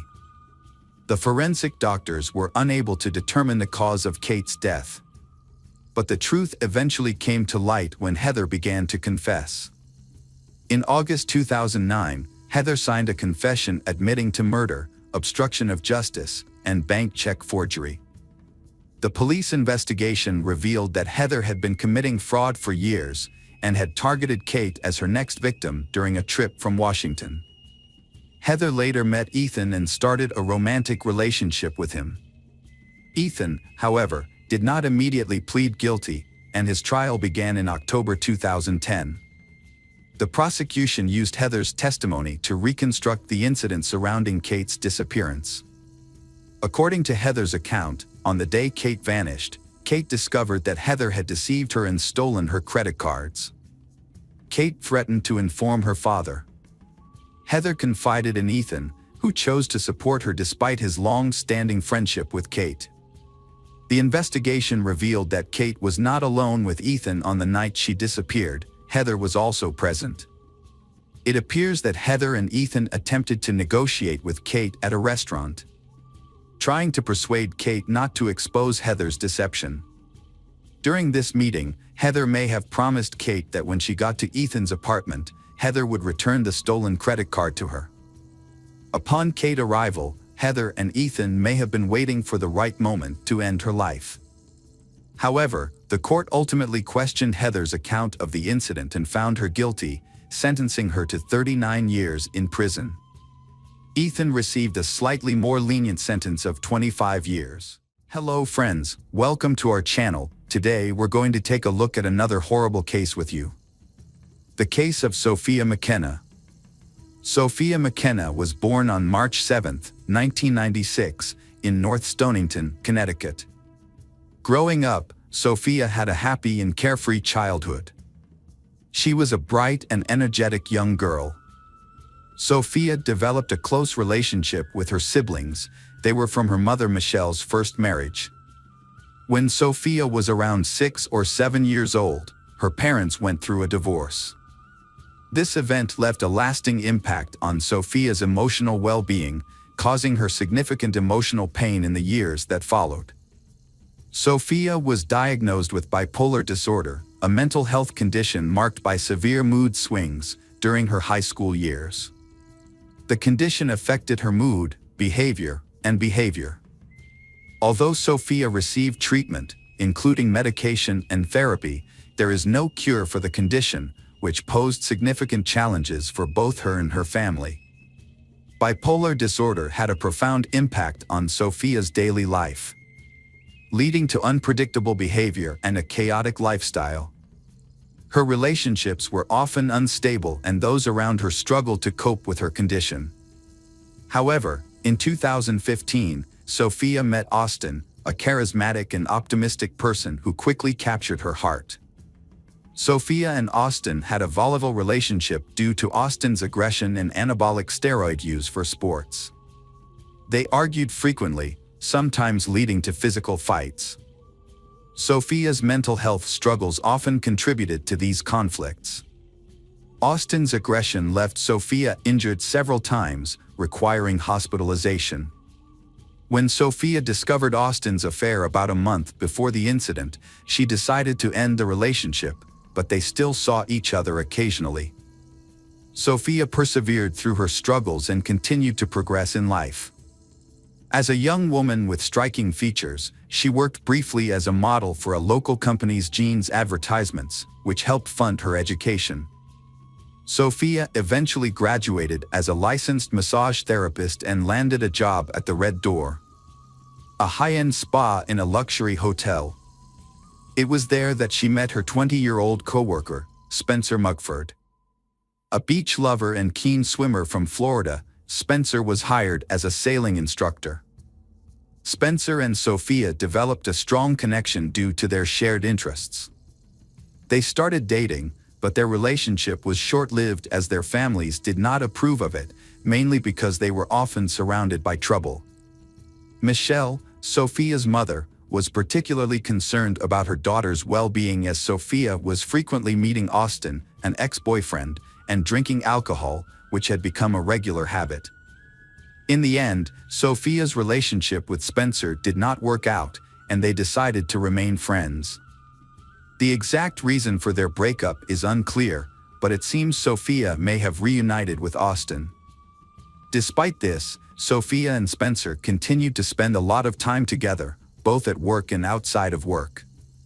Spencer and Sophia had always been intrigued by the mysterious lighthouse and decided to visit it on the eve of Memorial Day.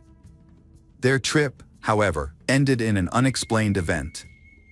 On June 8, 2018, a commercial fishing vessel near the Long Island Strait made a disturbing discovery.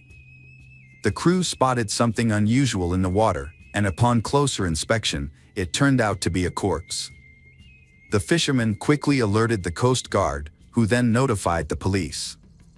When the police arrived, they recovered the body of a young man from the shoreline and observed unexplained bruises and abrasions on the body.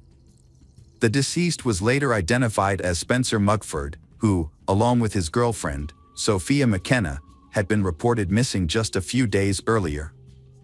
To understand what led to Spencer's death, his body underwent an autopsy. The results confirmed that Spencer had drowned, and experts did not find any signs of violence or assault. However, some details from the autopsy were kept undisclosed. In the same week that Spencer and Sophia went missing, 2 other men went missing in the same area. Their bodies were later discovered. And like Spencer, they had drowned. Initially, police believed that these incidents were unfortunate accidents caused by adverse circumstances. Remarkably, despite an extensive search, Sophia McKenna's body has not been found. On the night of May 27, 2018, in the small town of Groton, Connecticut. Although the investigation is ongoing, the case remains unsolved, leaving many questions unanswered.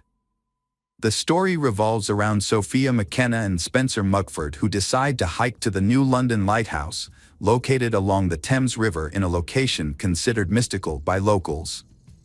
Built in 1909, this historic lighthouse has become famous for claims of paranormal activity involving Ernie, the first lighthouse keeper. According to local legend, Ernie's grief led to his tragic death after he jumped from the roof of the lighthouse following a painful breakup. Since then, locals and visitors have reported many strange occurrences. Mysterious events have included doors and windows opening for no apparent, sheets falling off beds, and radios turning on for no reason. Sailors have also reported mysterious incidents, such as boats leaving the shore on their own.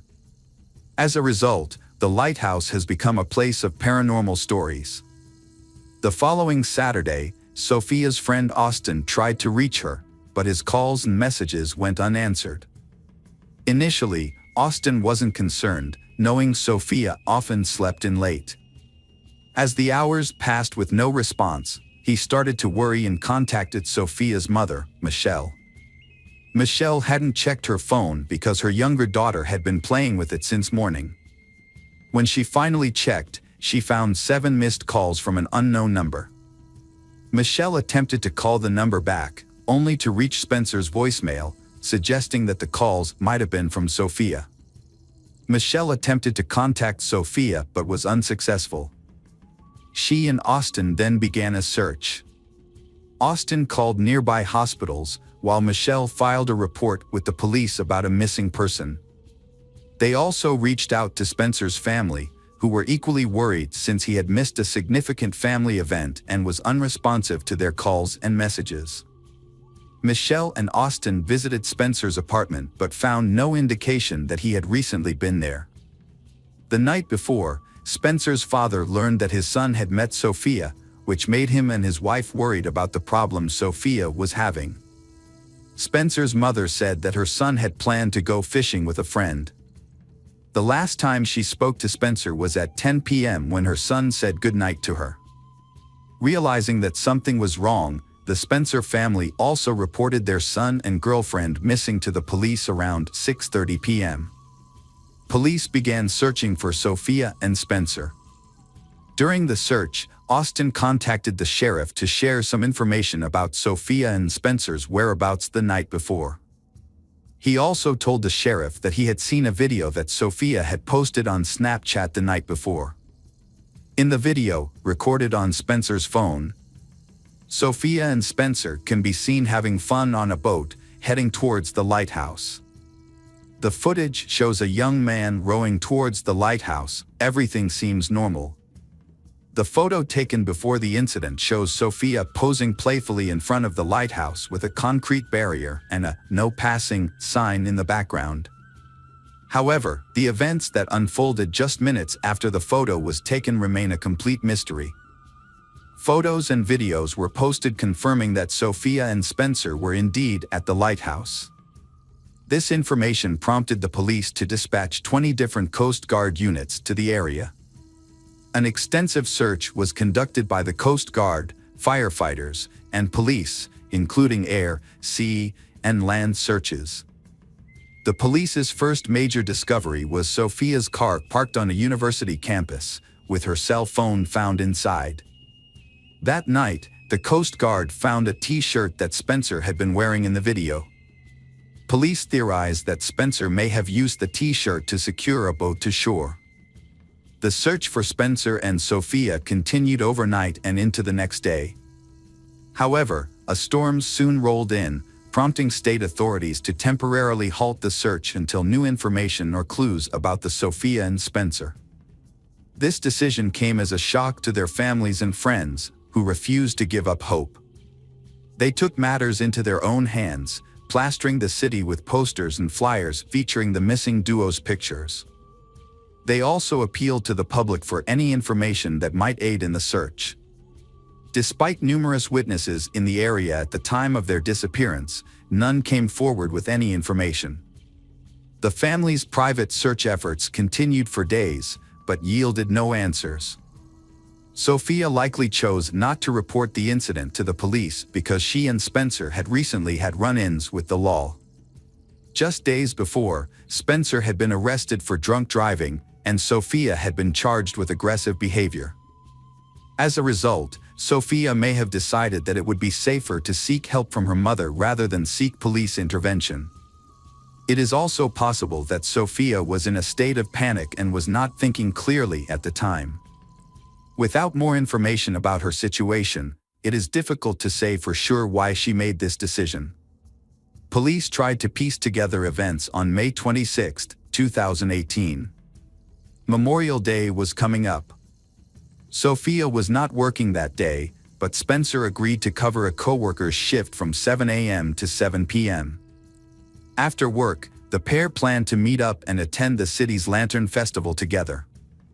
Their plan was to spend the remainder of the day together, including a visit to a local lighthouse known for paranormal activity, which they were eager to experience. However, what happened after Spencer's shift is unclear. There is no information on who they met or where they went, and it is unknown if they had been drinking. It is known that Sophia's car was parked on the University of Connecticut campus around 2 a.m. Sophia left her cell phone in the car, possibly due to forgetfulness. Sophia's phone was dead, so she decided to leave it behind. Spencer and Sophia took a small sailboat from campus. The boat had no motor and weighed only 14 pounds, with oars as the only means of propulsion, and headed towards the lighthouse, navigating through treacherous rocky shores without safety equipment. That was all the information police had that night. On Monday evening, a police search helicopter spotted a white and blue sailboat stuck in the rocks about 7 miles west of the lighthouse. The boat was covered in dust, indicating it had been there for some time.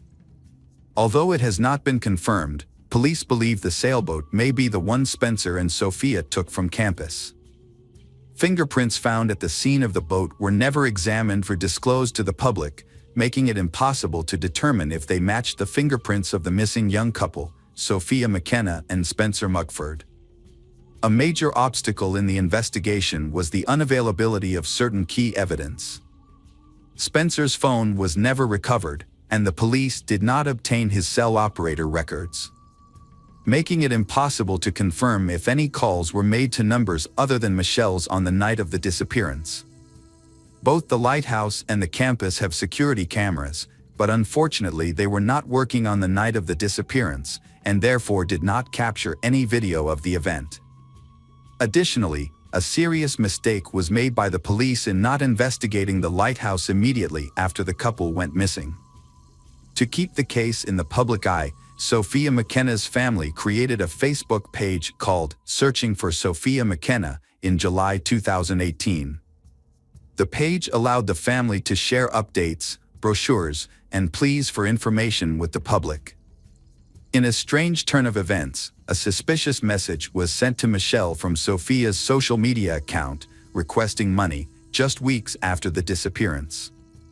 This raised concerns about potential hacking, as the police had possession of Sophia's phone at the time. The investigation into Sophia's disappearance and Spencer's death has been closed. Police have been unable to come to a clear conclusion about what happened. On July 10th, a memorial service was held in Sophia's honor, organized by her family and friends. Hi everyone, thanks for returning. Let's unravel another perplexing mystery. The case of Alexandria Koschel. Alexandria Koschel. Born on September 11, 1997 in St. Louis, Missouri, Alexandria, commonly known as Ally, is the adorable daughter of Cindy and Keith and has an older brother named Andrew. Alexandria has a friendly and approachable personality. From a young age, Alexandria's bright smile and warm personality attracted people. As she grew up, Alexandria's positive energy spread a positive life to those around her. She spends time with her friends, classmates, and family members. Alexandria's ability to connect with people from all walks of life is truly remarkable.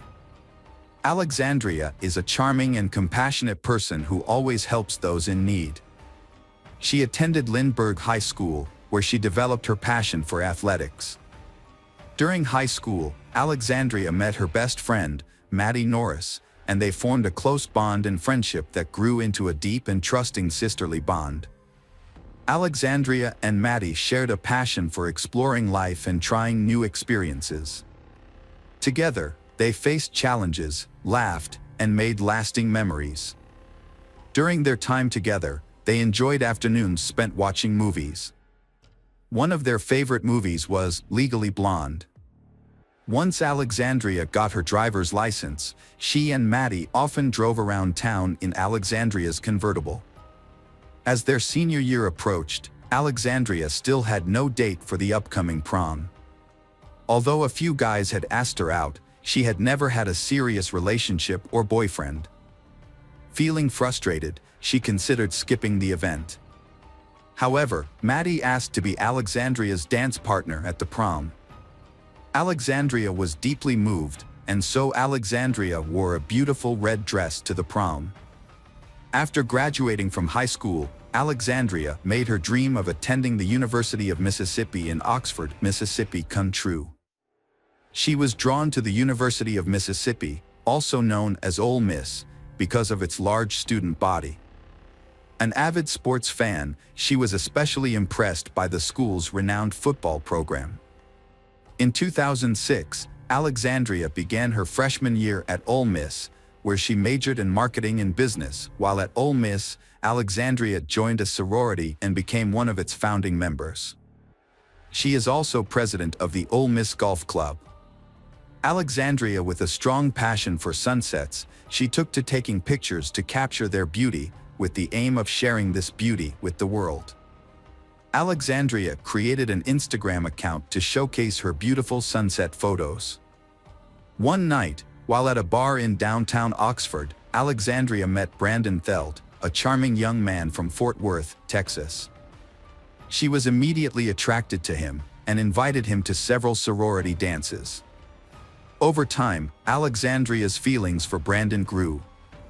Born into a loving Christian family, Brandon had a fulfilling childhood, with his father being a prominent doctor in Fort Worth. Growing up, Brandon had a classic Texas childhood filled with activities like hunting, fishing, and soccer. Alexandria's love of the outdoors made him eager to participate in a variety of outdoor activities.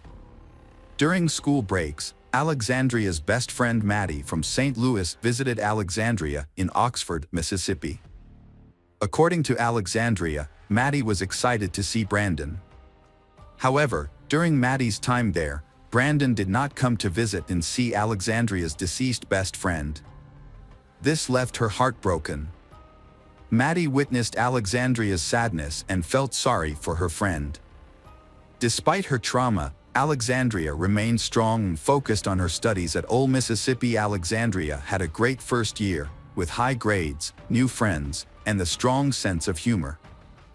The summer of 2019, right before Alexandria's senior year, was a time of great anticipation for Alexandria and her parents, Cindy and Keith. They were all looking forward to her senior year at Ole Mississippi. Alexandria's parents decided to visit her at Oxford University for a few days.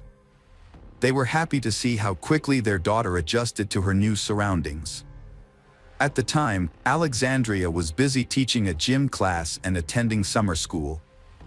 When her parents arrived, Alexandria gave them a tour of the campus, showing them her favorite spots in town. The visit gave her parents, Cindy and Keith, the opportunity to see firsthand how their daughter has grown and be proud of all she has accomplished. Cindy, her mother, cooks Alexandria's favorite dinner. During the meal, they shared fond memories. Alexandria's parents had originally planned to return home to St. Louis, but she asked them to stay an extra day so they could experience more of what Oxford had to offer. Cindy and Keith agreed to extend their stay. On July 19th, after returning home, her parents called Alexandria around 7 p.m. She answered the phone, still sleepy from her nap, and explained to her mother that she planned to go out with friends that evening. Cindy told her daughter that she loved Alexandria and hung up.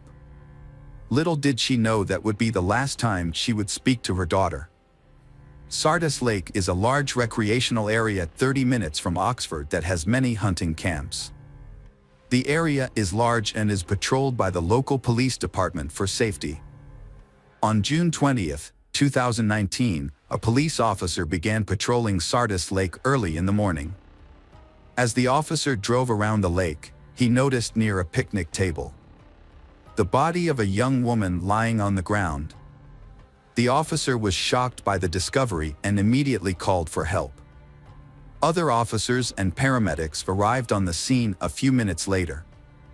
Upon arrival, the officer found a wallet in a nearby ditch. When the wallet was opened, it contained an Ole Miss school ID and a driver's license identifying the owner as Alexandria Koschel. Later, after the discovery of Alexandria's body at Sardis Lake, the police had to notify her parents, Cindy and Keith. However, they were away from home in St. Louis at the time. Her mother was devastated when she heard the news about her daughter. The news of Alexandria's death shocked her friends as well as her parents. Alexandria's friends turned to social media, using the hashtag #JusticeForAllie, to express their grief and demand justice for her. They share fond memories of Alexandria in social media posts, talking about the positive impact she had on their lives. And her friends sent their condolences to her family. Following the tragic death of Alexandria, we express our deepest condolences to the Alexandria family during this extremely difficult time. At the crime scene near Sardis Lake, police found White Claw water bottles and .40 caliber shell casings on the ground. A ballistics expert was called in to analyze the scene and piece together the events surrounding Alexandria's murder.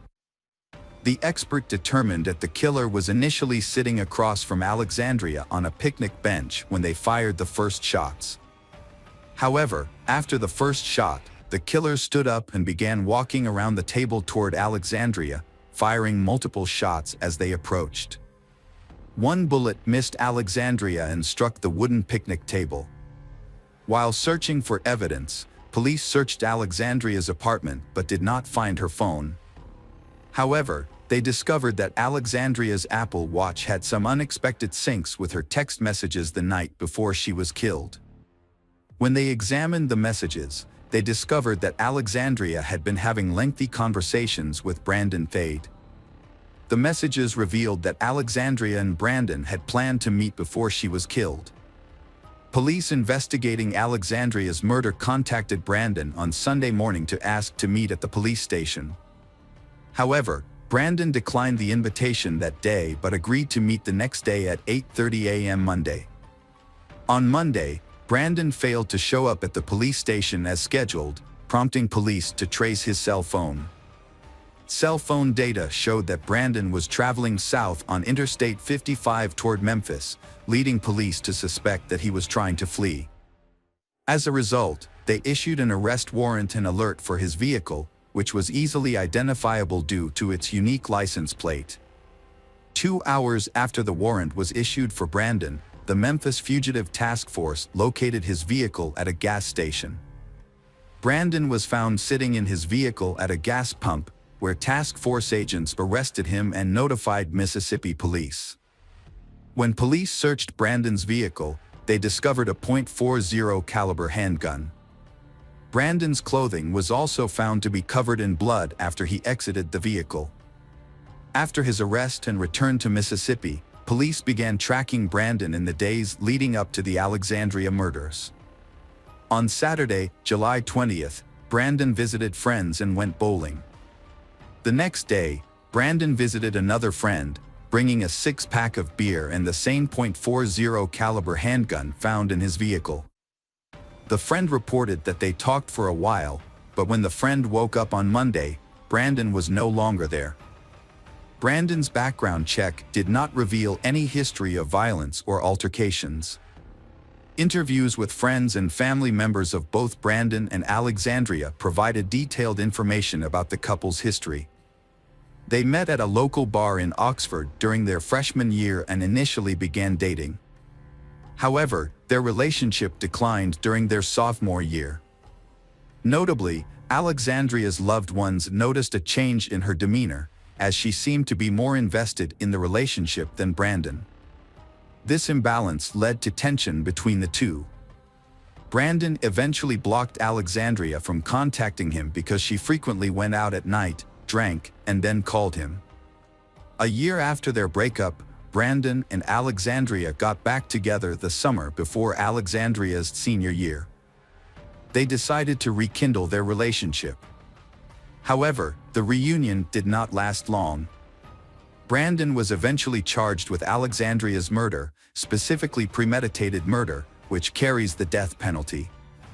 When news of Brandon's arrest spread, it caused widespread shock and attracted intense media attention in Oxford. The community was caught up in speculation and rumors as people shared their theories about the case. Reporters descended on the town, seeking interviews with people close to Alexandria and Brandon. In September 2019, Brandon pleaded not guilty to murder.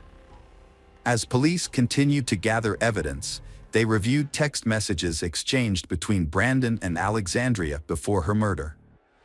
The messages revealed that Alexandria was concerned that she might be pregnant in April 2019, 3 months before her death. On April 14th, Alexandria sent Brandon a photo of a home pregnancy test result.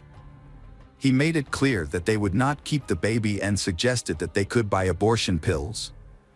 Alexandria, however, did not want an abortion, and she thought that she would meet someone who would love her and her child. Despite this, Brandon was adamantly against having a child, telling Alexandria that it would ruin his life. Police also discovered surveillance footage that showed Alexandria leaving a bar in Oxford Square at around 11:45 p.m. on July 18th. About an hour later, at 1:30 a.m., Alexandria met Brandon and he drove them to Sardis Lake. Brandon's defense attorney claimed that he and Alexandria had been drinking throughout the day. At Sardis Lake, they sat at a picnic table and listened to music. Brandon then got up and walked to his truck, where he used drugs. He walked back to Alexandria, returned to his truck, and retrieved a .40 caliber gun. By the time Brandon retrieved his gun, there had been a shooting on the other side of the lake. After the incident, Brandon and Alexandria continued to talk, but the situation became heated, and Brandon shot her.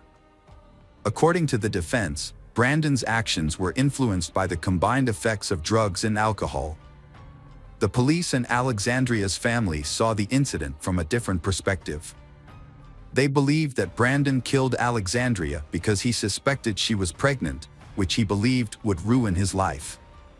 To them, the murder appeared premeditated.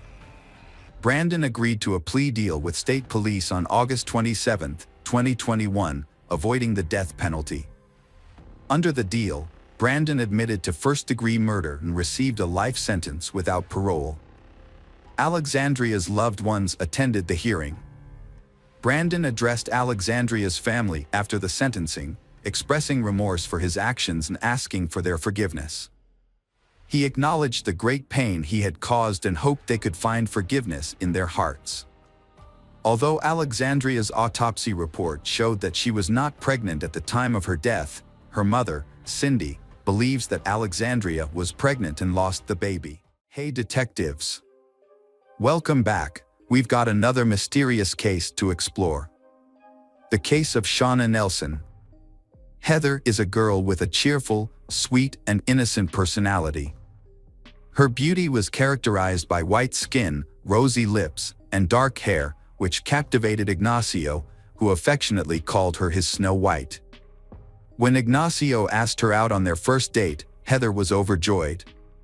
She eagerly shared the news with her roommates. Heather's friends were particularly thrilled for her, as she hadn't had much dating experience before, and they thought this could be the start of something special. Heather and Ignacio's bond grew stronger. Ignacio consistently showed his care and thoughtfulness by surprising Heather with her favorite flowers and coffee. His considerate nature made Heather feel loved and appreciated. After Ignacio graduated from the University of Northern Colorado, he decided to propose to Heather. She happily accepted his proposal. However, Heather made one condition clear: if Ignacio ever cheated on her, she would end their marriage immediately, regardless of any apologies or attempts to make amends. She would not tolerate infidelity in their relationship. After making her stance clear, Heather and Ignacio decided to get married within a year of their engagement. Their wedding was a beautiful and joyful celebration.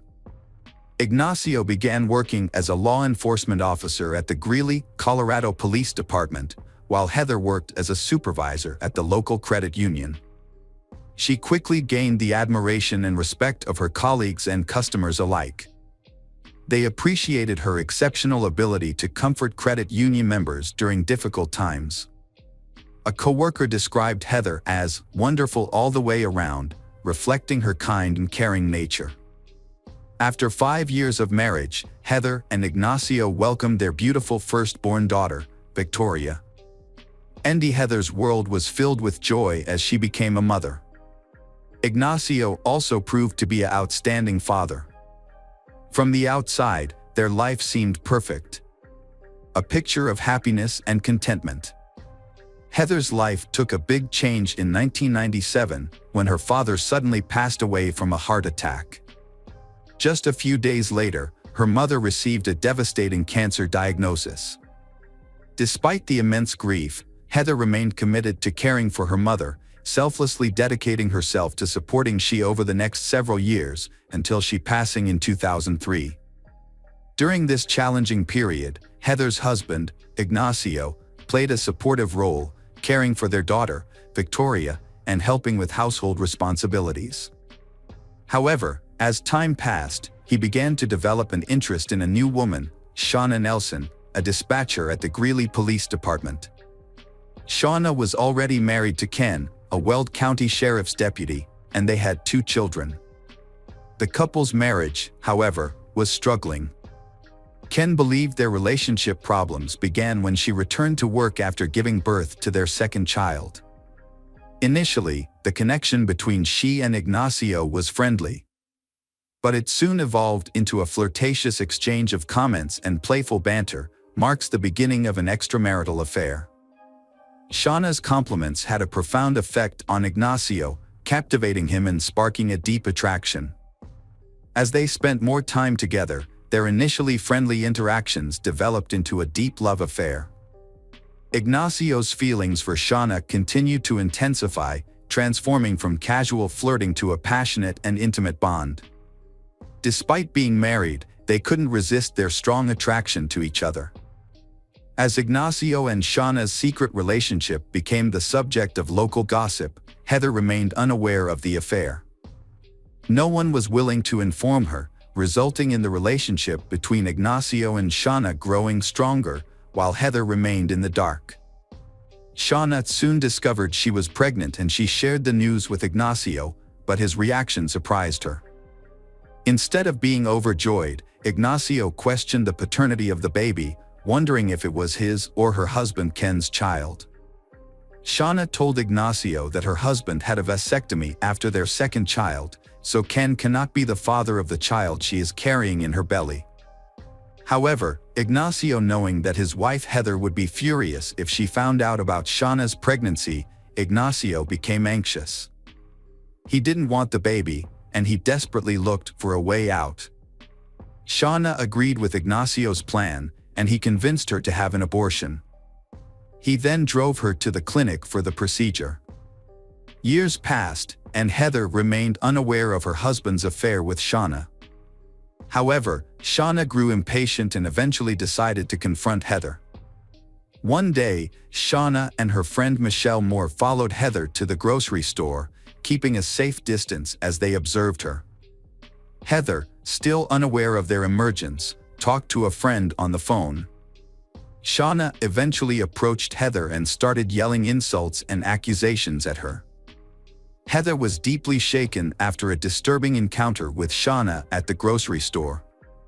She recognized Shauna as her husband Ignacio's co-worker from the police department, whom she had met at several work Christmas parties. Heather asked Ignacio why Shauna, who had always been friendly to her, would suddenly lash out with hurtful words. Ignacio explained that Shauna had developed a crush on him, but assured Heather that she had nothing to worry about. Ignacio stepped in to address the issue, telling Shauna to leave Heather alone. He spoke to Shauna directly, but she became angry with him. However, Ignacio's intervention failed to stop Shauna's harassment, as she continued to bother Heather. Shauna once arrived unexpectedly at Heather and Ignacio's home, demanding to see Ignacio.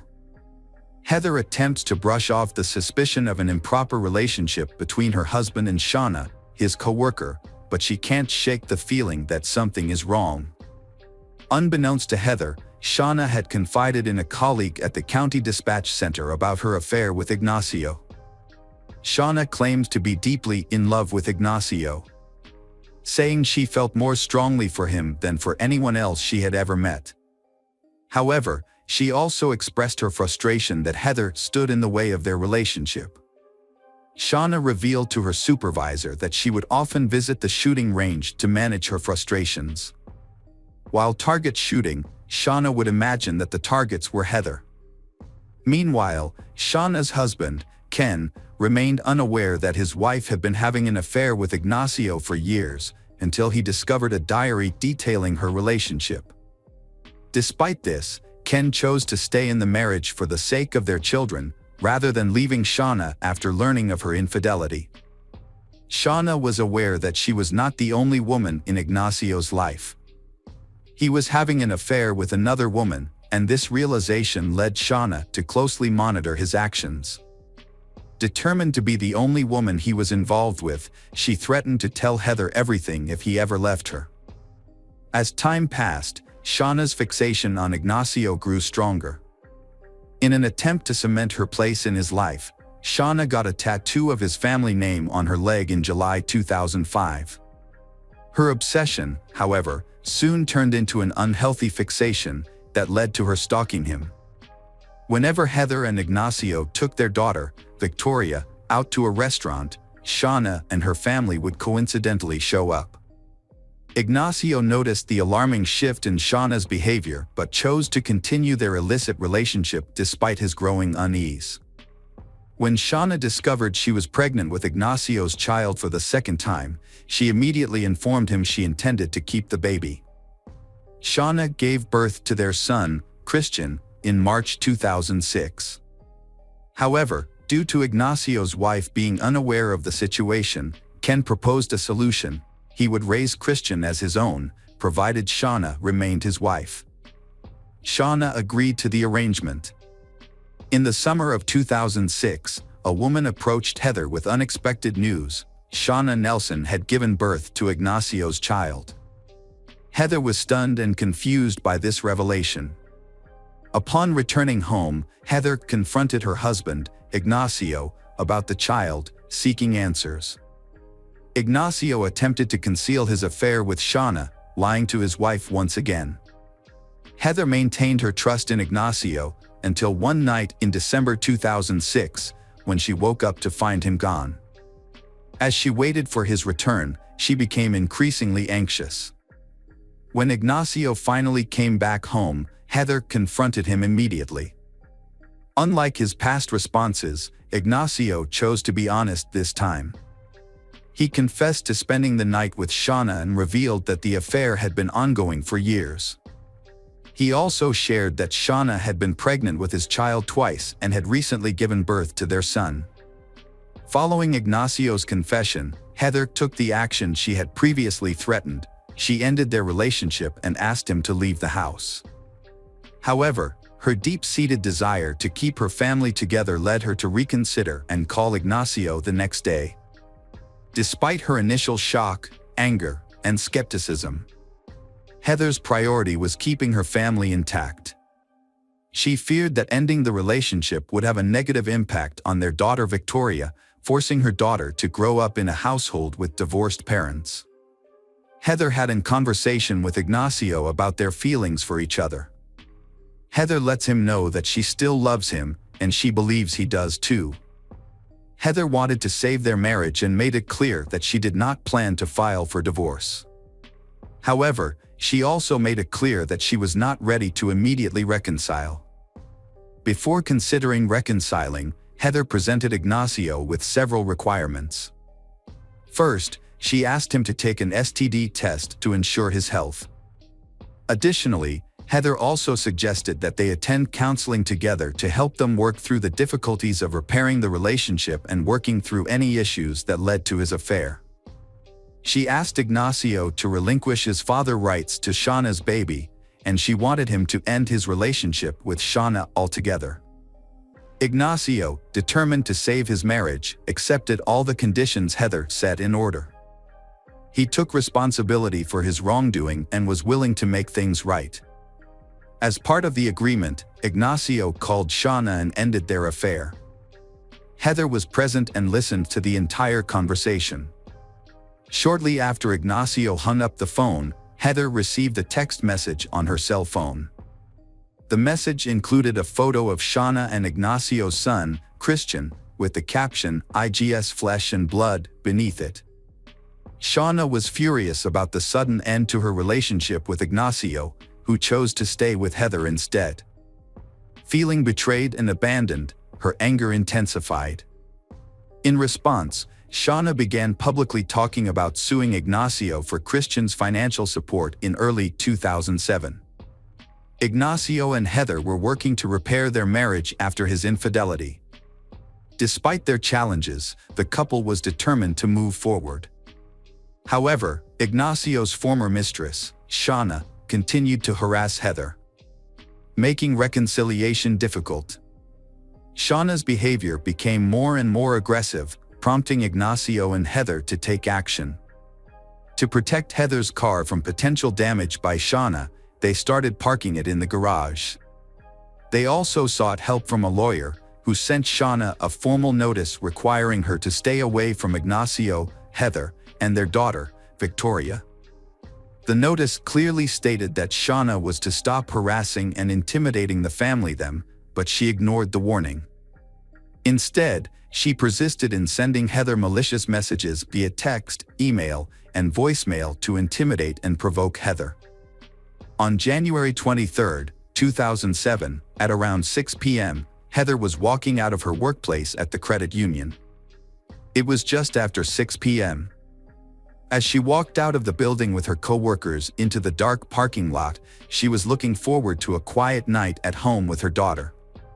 But her evening took a terrifying turn when a person dressed in black and wearing a Halloween mask approached the group, aiming a gun directly at Heather.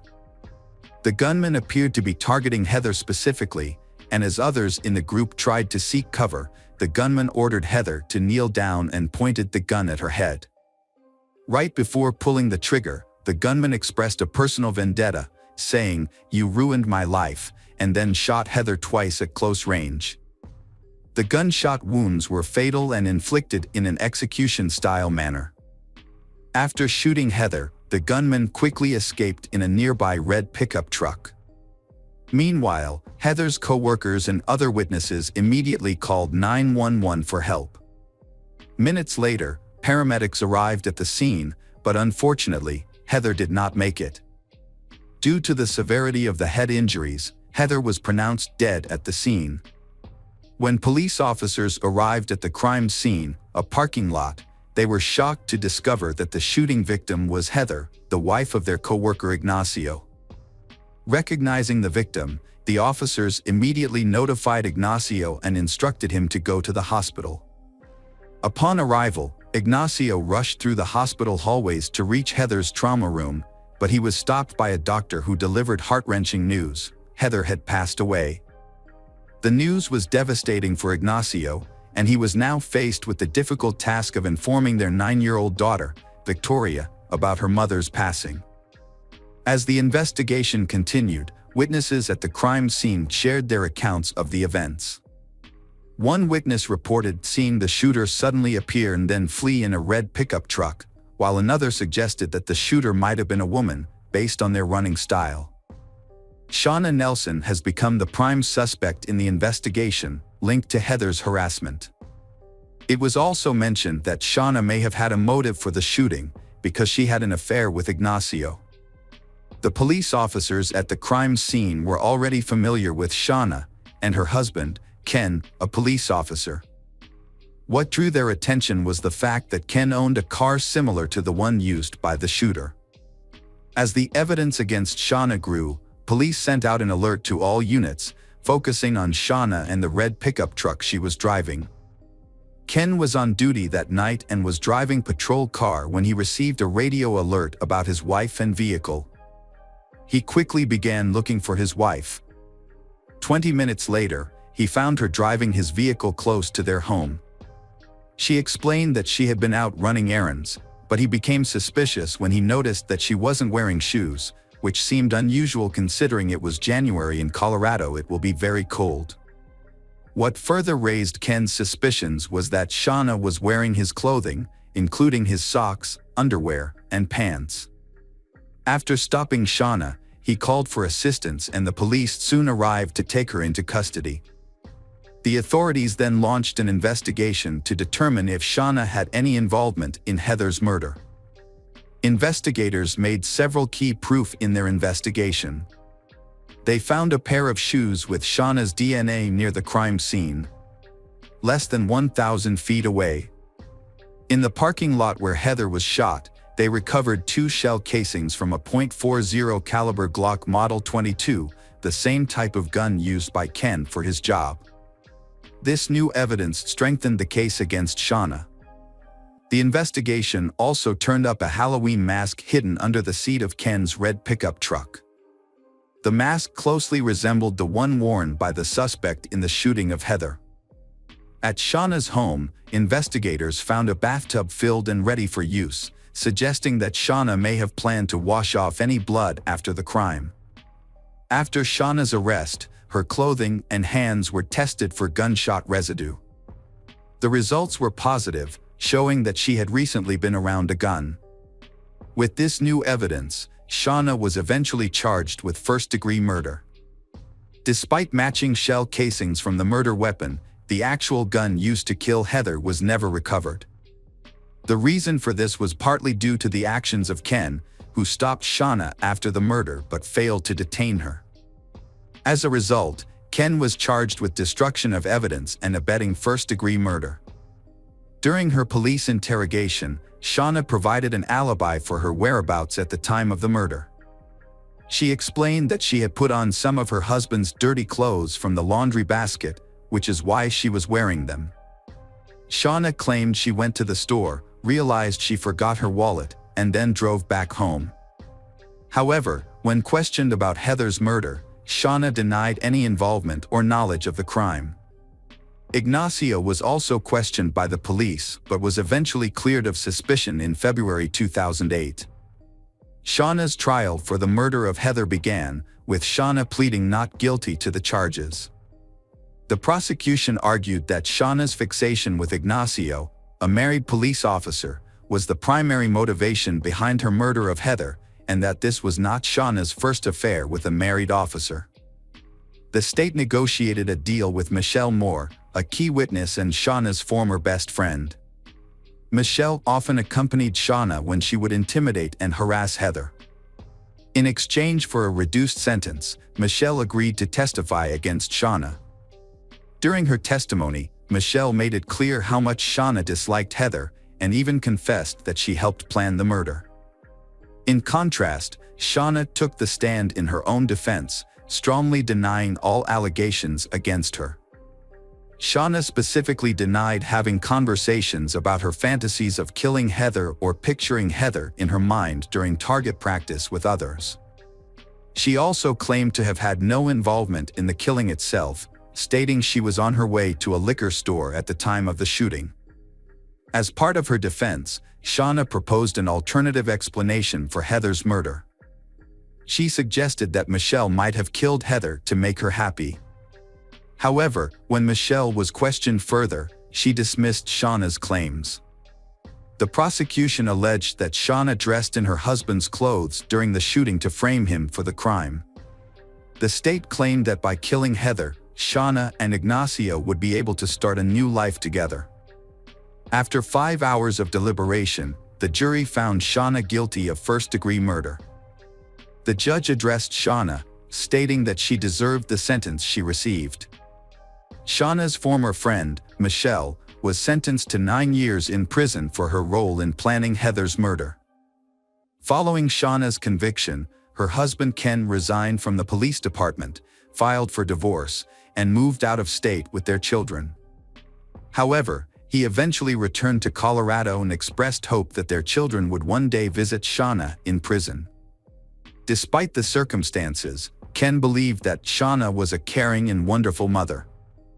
Heather's family is relieved Shauna is in custody and they feel justice has been served. Her loved ones hope Shauna will spend the rest of her life reflecting on the suffering she caused Heather. Shauna's actions had dire consequences. She separated Heather from her loved ones, ultimately depriving the love, care, and nurturing that a mother would give to her daughter, Victoria. Unfortunately, when Victoria, 17 years old, she died in a car accident in 2015. Her vehicle crashed into a tree after she lost control, resulting in her untimely death. Hello again, true crime fans. We've got another mysterious case to explore. The case of Chris Coleman. Chris Coleman was born March 20, 1977. He is a former military. Chris Coleman met his future wife Sherry while he was serving in the Marine Corps and she was in the United States Air Force. For Sherry, it was love at first sight. She immediately knew Chris was the man she wanted to spend the rest of her life with. Just a few months later, Sherry became pregnant with their first child, Garrett. Both devout Christians, Chris and Sherry decided to get married before Garrett was born. Chris called his father, Ronald Coleman, to tell him about the marriage and the upcoming baby. Although surprised, Ronald was delighted to learn that Sherry was pregnant. After Garrett was born, Chris and Sherry quickly had a second son, Gavin. Gavin had an energetic personality, while Garrett was calmer, like his father Chris. Both boys were happy and well-behaved. Sherry loved her sons dearly and was protective of them. Chris was a wonderful father and they built a happy family. The family often laughed, played together, and cherished every moment with their sons. After leaving the military, the Coleman family moved to Waterloo, Illinois, a small town. They lived in an upscale neighborhood thanks to Chris's new job. He became the director of security for Joyce Meyer, a famous televangelist and CEO of one of the largest Christian evangelical ministries in the world. However, Joyce Meyer's multi-million-dollar income and lavish lifestyle caused controversy. Some critics claimed that she was a greedy con artist who preyed on the fears of her followers. They argued that her wealth and lavish lifestyle contradicted the religious teachings she preached. Chris was Joyce's personal bodyguard and protector. His main job was to monitor and prevent hate mail and threats sent to Joyce's church. These letters often threatened Joyce's life, with the sender claiming to find and harm her. Joyce's ministry, based in St. Louis, Missouri, hired Chris as a bodyguard. The job paid him $100,000 a year, providing financial stability for his family. In addition to his security duties, Chris often accompanied Joyce on international trips. He was always by her side to ensure her safety. However, this meant that Chris was away from home for long periods of time. According to Sherry, one year Chris worked for Joyce and was away for 260 days. This was stressful for her because her two sons, Garrett and Gavin, missed their father very much. The boys did not like it when their father was away and would mark the days on their calendars to count down the days until he returned. They kept looking at the calendar, eagerly awaiting the day he would return. When Chris returned home, he was away again shortly thereafter. Chris's frequent absences caused a lot of stress in his marriage to Sherry. Sherry was tired of doing everything by herself, playing both mother and father. She felt overwhelmed and underappreciated. This continued to have a negative impact on their relationship. In October 2008, Chris visited Tampa, Florida, where Sherry had attended high school. Before the trip, Sherry contacted her old friend Tara Lintz and asked her to look after Chris while he was in town. After arriving and settling in, Chris reached out to Tara. They decided to meet up and Tara enthusiastically showed Chris around Tampa. At around 11 p.m. on November 14, 2008, Chris received a disturbing email. The email was sent from destroychris@gmail.com, and the subject and content were alarming. The letter demanded that Chris stop working for Joyce Meyer or he and his family would be killed. In the following days, several similar threatening emails were sent from the same address, repeating the threat and giving specific times when his family would be attacked. Notably, the sender of these emails seemed to know Chris's schedule, even his travel plans abroad.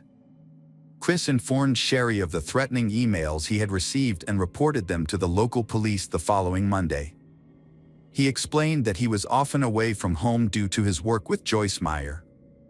The police offered to patrol the area while Chris was away. Despite the increased police patrols, Sherry remained concerned about her family's safety. She invited a friend to stay with her while Chris was away because she felt unsafe being home alone. Sherry emphasized that she was serious about protecting her family and would do whatever it took.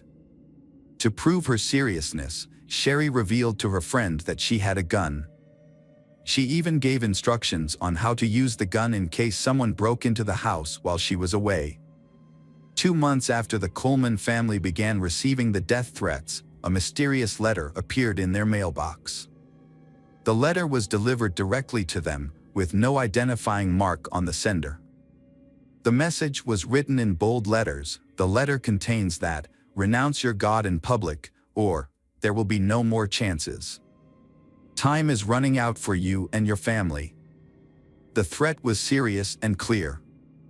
It showed that if the Coleman family did not comply, they would face dangerous consequences.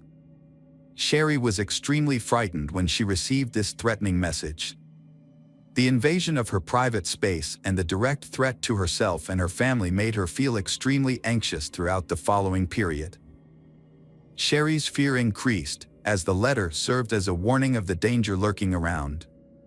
After receiving the death threat, Chris and Sherry Coleman decided to increase security measures to protect their family. In an effort to protect their family, Chris installed security cameras around the house. These cameras recorded continuously and streamed live to a monitor in the basement office. The footage was stored on a digital recorder, creating a permanent record. Chris hoped that this system would help him identify the person threatening his family. After Chris installed security cameras outside the house, the threats against the Coleman family stopped. Life for Chris, Sherry, Garrett, and Gavin gradually returned to normal. By April 2009, things had improved dramatically. Sherry told everyone that she felt her marriage was better and was determined to keep it that way. She expressed relief that the death threats had stopped and that she was happy with her life. Her hopes were quickly dashed when a new letter arrived at the Coleman home.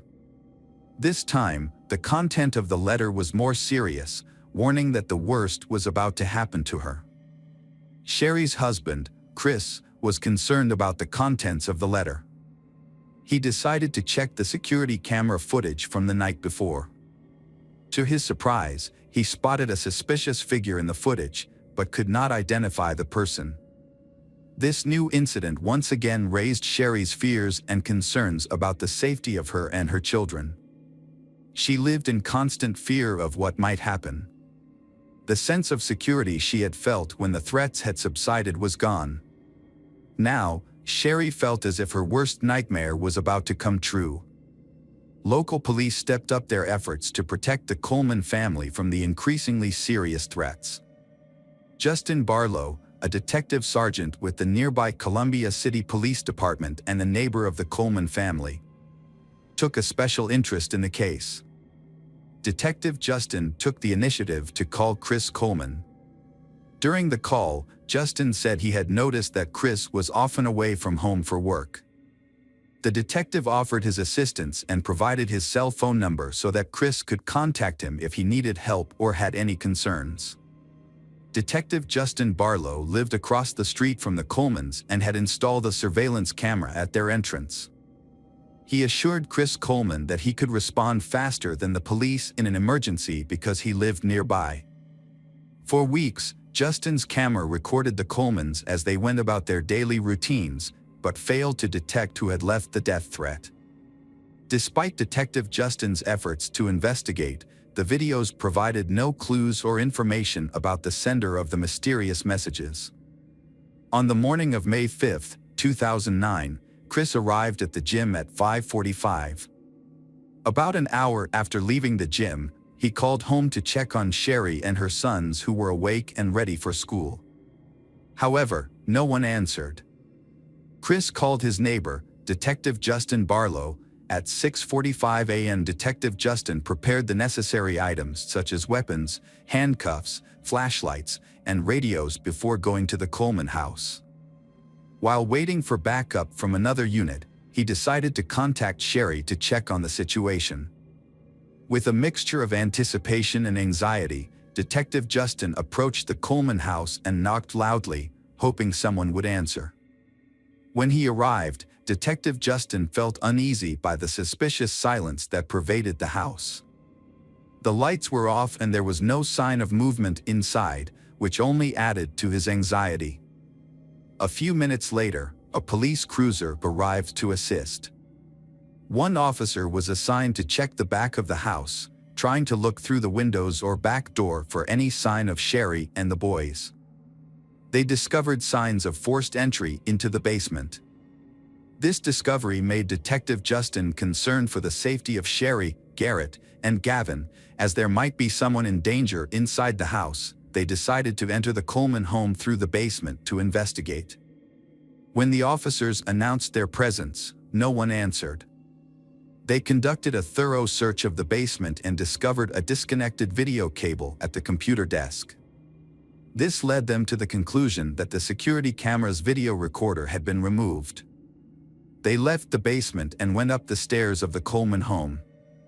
As they moved, they began to smell a strong odor of spray paint. The odor became stronger as they approached the main floor of the home. When they reached the upper floor, they found the walls spray painted with several offensive messages directed at Chris and Sherry's family. 13 minutes after the call ended, Chris returned home from the gym. Detective Justin asked Chris to stand outside while they searched the home. Chris complied, not asking questions or trying to get in, but just sitting quietly on the porch. Shortly thereafter, a third officer arrived. All three officers were aware of the urgent task of searching the remaining rooms of the house for Sherry and the boys. Upon reaching the second floor of the Coleman home, Detective Justin entered the bedroom of Garrett, the eldest son in the family. Initially, Garrett appeared to be sleeping.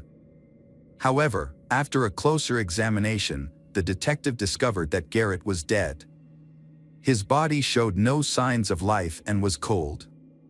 There were strangulation marks on Garrett's neck, indicating that he had been murdered. The detective was shocked to find Garrett's lifeless body. In the next room, another officer checked Gavin and was horrified to find that the boy was also dead. Both brothers had signs of strangulation. The killer also left an obscene message painted on the bed sheets, adding to the horror of the scene. Meanwhile, an officer entered the master bedroom and witnessed a horrifying scene. Sherry was lying motionless on the bed, dead like her sons. Her hair obscured her face. The police determined that Sherry had been murdered.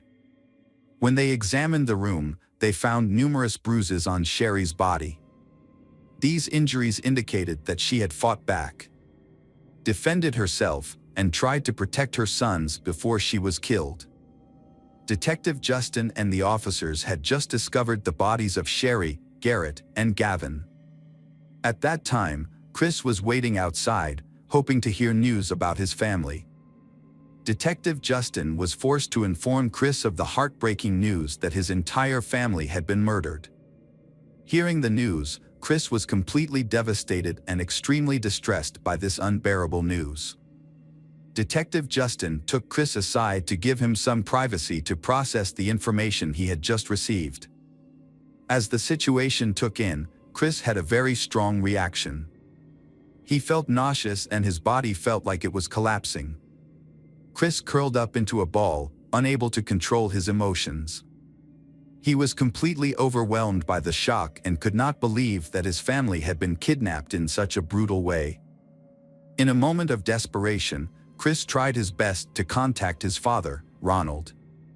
He called and informed him that something had happened to Sherry and the boys. As soon as he received the news, Ronald realized that Chris was in a state of shock.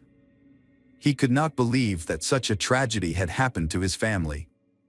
News of the gruesome murders involving Sherry, Garrett, and Gavin quickly spread throughout the Waterloo, Illinois community where the Coleman family lived. When the neighbors woke up to hear the terrible news, they were all devastated and confused. The Coleman family was once considered a model American family, with 2 sons, Garrett and Gavin, who were cute and loved by everyone.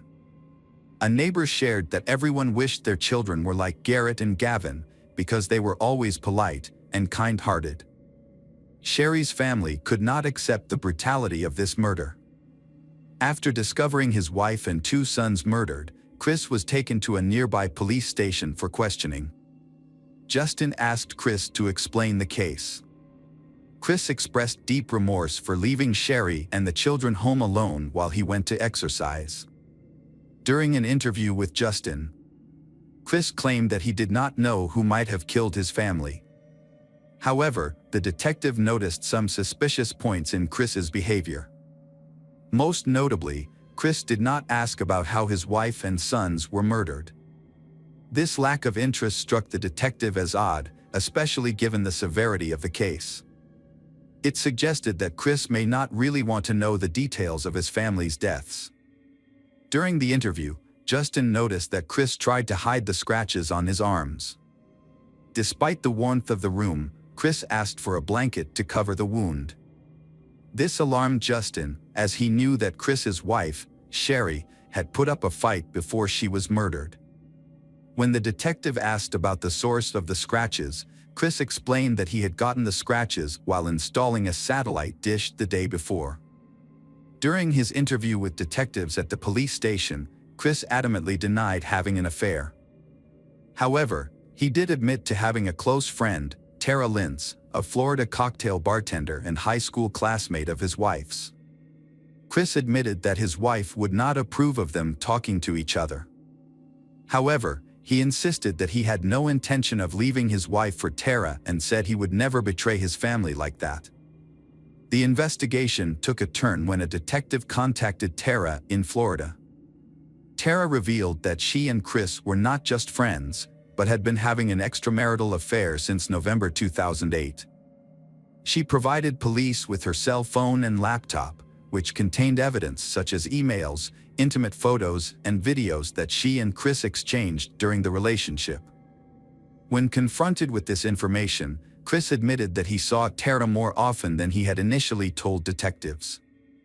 A detailed investigation revealed that Chris and Tara had a secret plan to meet at places where Chris worked for Joyce Meyer. They often chose exotic locations such as Hawaii to have private time away from their families. Chris argued that his relationship with Tara was not an affair, as he believed that an affair required a deeper commitment.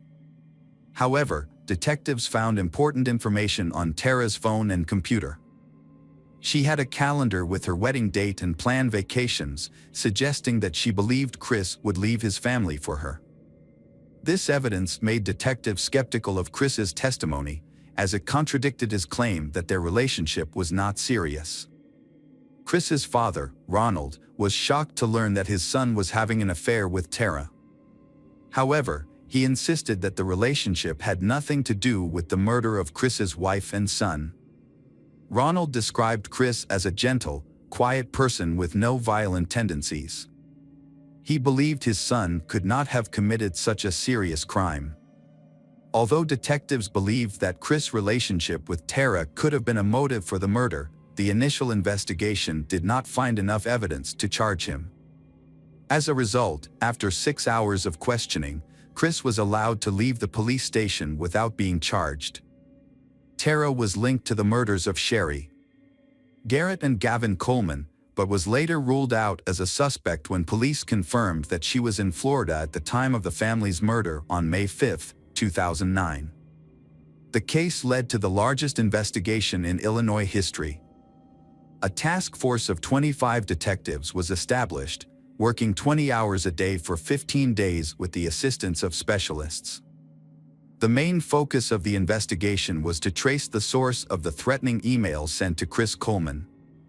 Police scrutinized every threatening email Joyce Meyer Ministries had received over the past year, investigating across the country.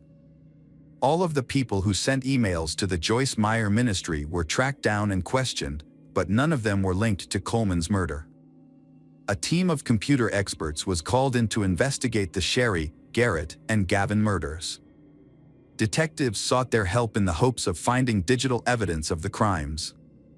The team began by analyzing the diarist@gmail.com email account.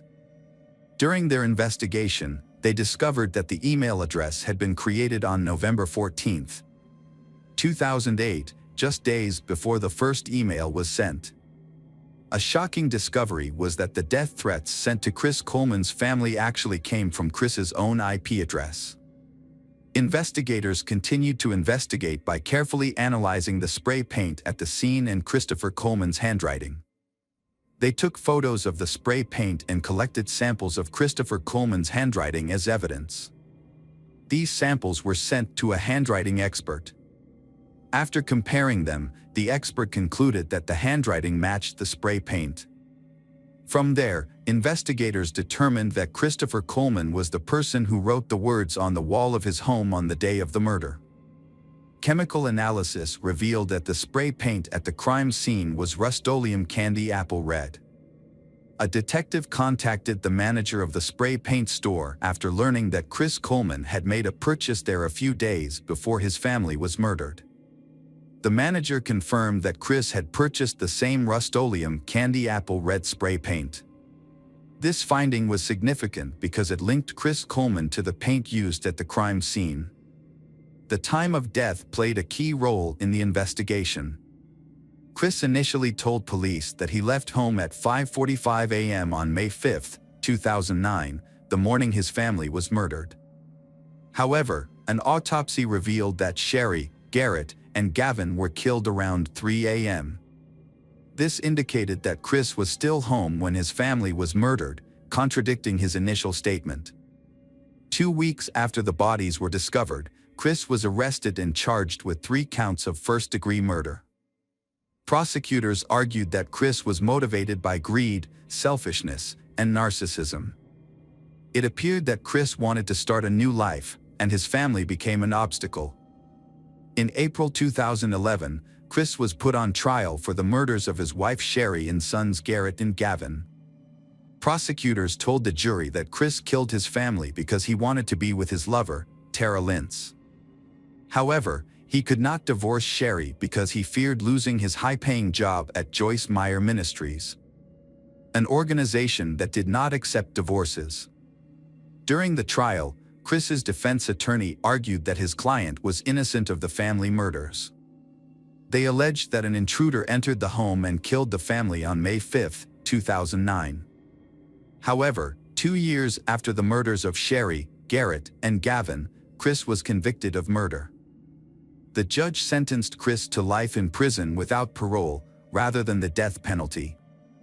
This decision was made because the state of Illinois had abolished the death penalty, which was expected to take effect just months after the case.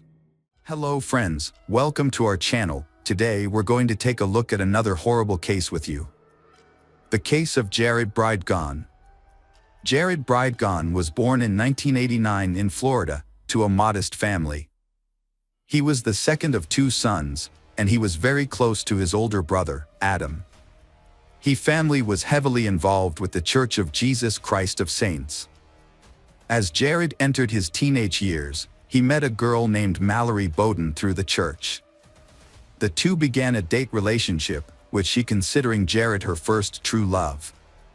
However, their religious community discouraged living together before marriage, which caused Jared and Mallory to eventually separate.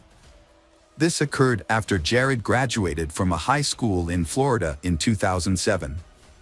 Then, he decided to pursue further education in another state. Jared moved to Utah for college, where he would meet his future first wife at a friend's birthday party. In 2009, Jared, then 20 years old, met Shauna Gardner, 22 years old, from a wealthy family. Shauna was a member of the Church of Jesus Christ of Latter-day Saints. She was born in 1987 to parents Sterling and Shelley Gardner, who co-founded Stampin' Up!, a major company that produces and sells craft items. By 2010, the family business, based in Salt Lake City, generated an annual revenue of $100 million. She has a sister named Sarah, who holds a managerial position in the family business. Growing up in a wealthy family, Shauna enjoyed luxury and a life of leisure.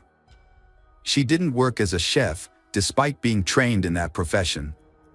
People described her as enthusiastic but also a bit indecisive. Initially, Jared wasn't overly interested in her. However, Shauna made an effort to draw him in with her lavish lifestyle, suggesting they could travel the world and do as they pleased, thanks to her parents' financial support. The couple's relationship moved quickly. Just a few months after meeting, they got engaged. By early 2010, they had married in a lavish temple ceremony in Salt Lake City, Utah, the Shauna family covering all expenses. Their decision to marry quickly was influenced by their strong religious beliefs. After getting married, Shauna and Jared moved to Utah, where they bought a comfortable home, valued at around $1 million, with the help of the bride's parents. Each of them owned a Mercedes, despite Jared still being in school and Shauna not having a job. They took many luxurious trips around the world and often posted about their adventures, expensive buys, and hobbies on social media. Friends close to they said that Shauna's parents gave them about $10,000 each month for expenses and also let them use their accounts freely. Jared received a generous gift of $100,000 from his in-laws after completing his degree, which he used to start his own business. The following year, 2013, they welcomed a set of twins, a daughter named Abigail and a son named Liam. Initially, the family resided in Connecticut, but they soon relocated after Liam was diagnosed with a heart condition and lung issues. The move was recommended by doctors, who advised that a coastal location would be beneficial for Liam's health. The Jared family consequently settled in Florida, purchasing a comfortable 2-story home near the coastline in Ponte Vedra Beach, south of Jacksonville. During this time, Shauna managed her social media blog, where she presented herself as a loving wife and caring mother. Jared and Shauna were a couple who took fitness seriously, often visiting the gym together. Noticing his wife's dedication, Jared decided to surprise her by hiring a personal trainer. However, soon after they relocated, the couple faced significant marital issues. Even so, they still choose to save face and pretend that everything is fine. Shauna's feelings about their religion began to shift. She lost interest and nearly stopped attending church services, while Jared still stands his ground. This difference in faith and devotion caused ongoing tension and arguments. Furthermore, Shauna's perception of Jared had also changed. She felt he had become lazy, gained weight, and lacked focus on starting his business. Jared completed online courses in programming and design. He then got a job at Microsoft, which helped him gain financial independence. Over time, he advanced to a senior manager position. However, his relationship with his wife began to deteriorate, and frequent arguments became a common occurrence in their home. The situation worsened when Jared discovered intimate conversations between his wife and her fitness trainer, causing him to suspect they were having an affair with each other. Although his wife denied this, the coach confirmed Jared's suspicions via phone call. Jared then contacted his friend, Meller Bowden, via email, lamenting that his wife had become distant from him and increasingly attached to her fitness trainer. Despite this, he expressed his desire to forgive her and work through their issues for the sake of their children. Unfortunately, their efforts to repair the relationship were unsuccessful. In 2015, after nearly 6 years of marriage, the couple began a contentious divorce, battling over shared assets and child custody. Jared publicly accused Shauna of being unfaithful, which she vehemently denied, claiming instead that the marriage had lost its love. In turn, she accused Jared of being cruel and behaving offensively. A dispute between Shauna and Jared led to disagreements over the division of assets and custody of their twin children. Shauna claimed that most of their possessions, including their home, cars, and bank account funds, were gifts or purchased by her parents. She believed Jared had no claim to these items because he had only recently started working after spending years on his education. Jared countered that he was entitled to at least half of their Florida home, citing his contributions over the years.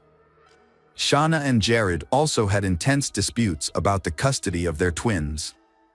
Shauna accused Jared of manipulating the children against her when he was with them, coaching them on what to say about she and recording their statements to use as evidence in court. In response, Jared accused she of snooping on his private life by installing hidden cameras in their home, tapping his phone calls, and tracking his movements. Shauna sought sole custody of the children and sole ownership of their seaside home. She also accused Jared of attempting to withdraw from the children's trust funds for his own use.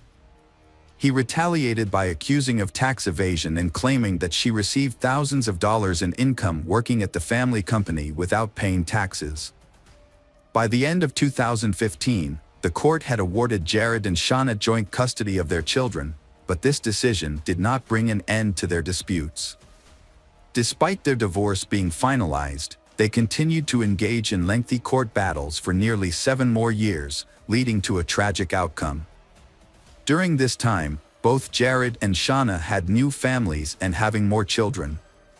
Jared met Christina, a fellow Microsoft employee from North Carolina, in 2016. At first, they were just friends, but eventually developed into a dating relationship.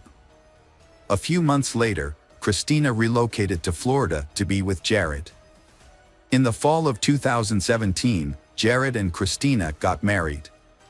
In February 2019, they had a daughter named Bexley. They then had a son named London in August 2021. Around the same time, Shauna also married again in 2018 to a man named Mario Fernandez who owned a real estate business. Mario was a year her junior. In 2018, Shauna and Mario had a son named Michael. They later moved into the house where Shauna used to live with her ex-husband, Jared. Jared and Shauna's ongoing conflict continued despite both having started new families. They still filed lawsuits against each other, making new demands. One major point of contention was Jared's insistence that if Shauna was not present, her new husband Mario should not be allowed to be with their twins, Abigail and Liam. Simultaneously, he also seeking greater involvement for his new wife Christina in raising Abigail and Liam. On the other hand, Shauna alleged that Jared was trying to humiliate her by not allowing her to use the larger, safer family vehicle to transport the children. Their last court meeting, which took place 4 months before Jared's death, was exceptionally tense. Both parties leveled new accusations, and their property rights continued to be a point of dispute. Following their divorce, a court ruling granted Shauna exclusive use of the larger vehicle and required Jared to pay her $600 in compensation. Jared would pick up Abigail and Liam every Wednesday to spend time together. They would meet for dinner, with their younger sister Bexley occasionally joining them. On Wednesday, February 22, 2022, Jared followed their routine. He picked up Abigail and Liam, took them to a coastal cafe for dinner, and then they went for a walk. After that, he took his 2 children to Shauna's house and headed home via his usual route, which took about 40 minutes. Part of this route included a deserted and poorly lit stretch of road. As Jared drove slowly in the dark, aware that his 3-year-old daughter, Bexley, was asleep in her car seat, he suddenly spotted a tire in his lane. It was around 9 p.m. Jared stopped the car, turned on his hazard lights, and got out to move the tire to the side of the road. Then several shots rang out. Jared didn't have time to react, because the shooter acted with precision, firing multiple bullets at close range, and later fleeing the scene. Bexley was not injured or harmed in this incident. A passerby witnessed the aftermath of the shooting and cautiously approached Jared's body, which was lying in a pool of blood. The passerby immediately called for police and paramedics, but unfortunately, they arrived too late to save Jared. The investigation began with a suspicious timeline. Just before the incident, Jared had called his wife, Christina, to let her know he was on his way home. However, when Jared didn't arrive after an hour, Christina tried calling him again, this time reaching a police officer who informed her of the incident and asked her to report to the Jacksonville Beach Police Station. The police investigation at the scene revealed that Jared's car had stopped due to a tire on the road. They concluded that Jared had exited his vehicle to remove the obstacle, at which point he was shot. Fortunately, Bexley, who was asleep in the back seat, was unharmed, suggesting that she was not the target of the shooter. The fact that Jared's wallet, phone, and tablet were still in the vehicle, with no valuables missing, led investigators to quickly rule out robbery as a motive. Christina was asked if her husband had any known enemies or recent conflicts. She said she didn't know of anyone who wanted to harm him, except possibly his first wife, Shauna. However, she didn't want to make any direct accusations without solid proof. The police couldn't find any surveillance footage of the incident because there were no cameras in the area where it happened. A witness did hear the shots. Then they did hear a vehicle speeding away, and they couldn't see anything in the dark. Christina suggested that Shauna was involved in the crime, a theory that seemed possible to investigators. However, investigators suspect Shauna had an accomplice, as she had an alibi at the time of the crime. She was at home with Mario, Abigail, and Liam, Michael, and visiting parents at the time of the incident. To gather more evidence, the police reviewed nearby surveillance footage. To further investigate, detectives checked the footage from nearby surveillance cameras. The footage showed a dark blue Ford F-150 with brown trim entering the area about 15 minutes before the incident occurred. The same vehicle was seen again on camera a few minutes after the witness reported hearing shots. Jared's family made public appeals asking anyone with information, no matter how small, about the case to come forward. The police arrested Shauna and her current husband, Mario, as their first suspects. Despite multiple questioning sessions, they both denied any involvement in the murder. Shauna acknowledged that her relationship with Jared was complicated, but insisted she would never harm him. In an emotional interview, Shauna shared how Abigail and Liam reacted to the news of Jared's death. Abigail cried uncontrollably for hours, while Liam was in shock and remained silent for a long time. A notable absence at Jared's funeral was that of his ex-wife Shauna and older children, Abigail and Liam. When Christina told Shauna that didn't want her at the ceremony, Shauna responded that if she couldn't attend, neither would their children. Almost a year after the murder, in January 2023, the first suspect was finally arrested. Before that, the police have remained silent on the progress of the investigation, only admitting that a lot of time and resources are needed. A new clue has been found when a dark blue Ford F-150, possibly related to the case, caused an accident and then fled in a crowded area. Fortunately, numerous cameras in the vicinity captured footage, allowing authorities to quickly identify the suspect. The vehicle was owned by 62-year-old Henry Tenen, an unemployed man with a history of convictions. Henry was subsequently charged with multiple offenses, including second-degree premeditated murder using a firearm, participating in a conspiracy to commit murder, and setting up an ambush to obstruct the victim. Jacksonville Beach Police Chief Jonathan Paul Smith and City Prosecutor Melissa Nelson held a press conference to announce the charges against Henry. During the conference, it was revealed that Henry was not the only one involved. In exchange for a lighter sentence, he had agreed to testify against his accomplices. However, their names were not disclosed to protect the integrity of the ongoing investigation. As the investigation continued, it was discovered that Henry with his friend had been living in a rental house owned by Mario. The police questioned Henry's housemate, but he did not have any valuable information about the case.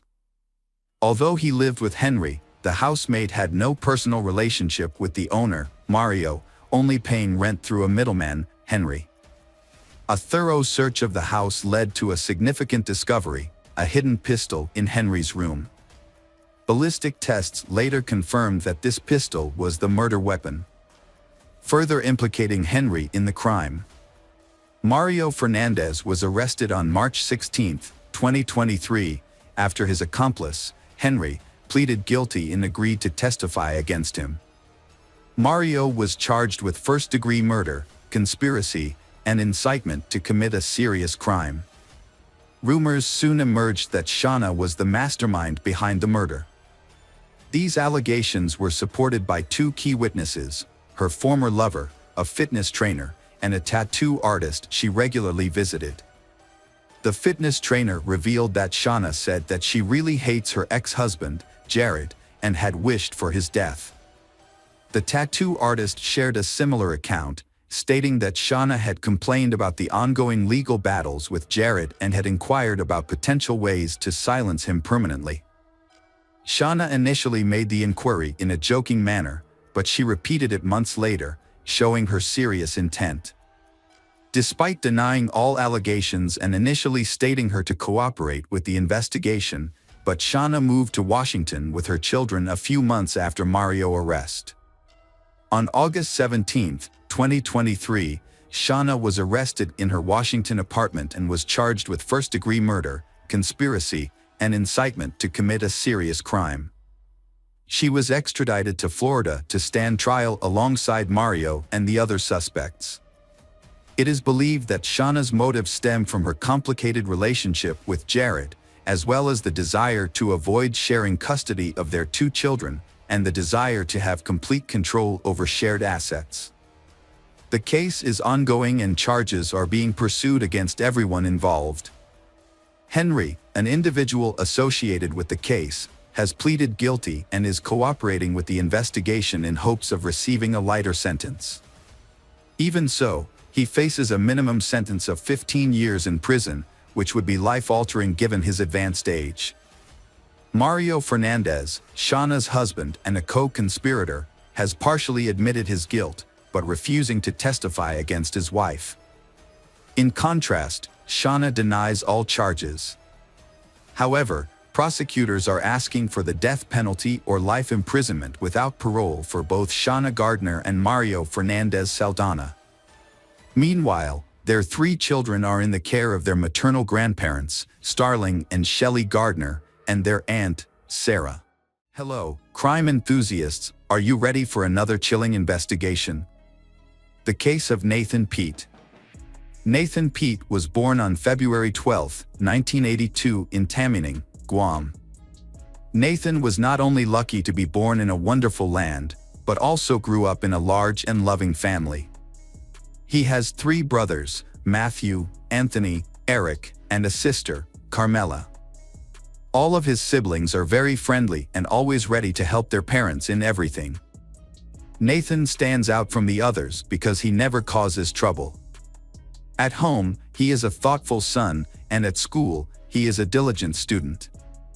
His outgoing personality helps Nathan make friends easily. He was always the center of attention and his name was often mentioned. Nathan grew up near the ocean and loved swimming since he was a child. Later, he was also passionate about surfing.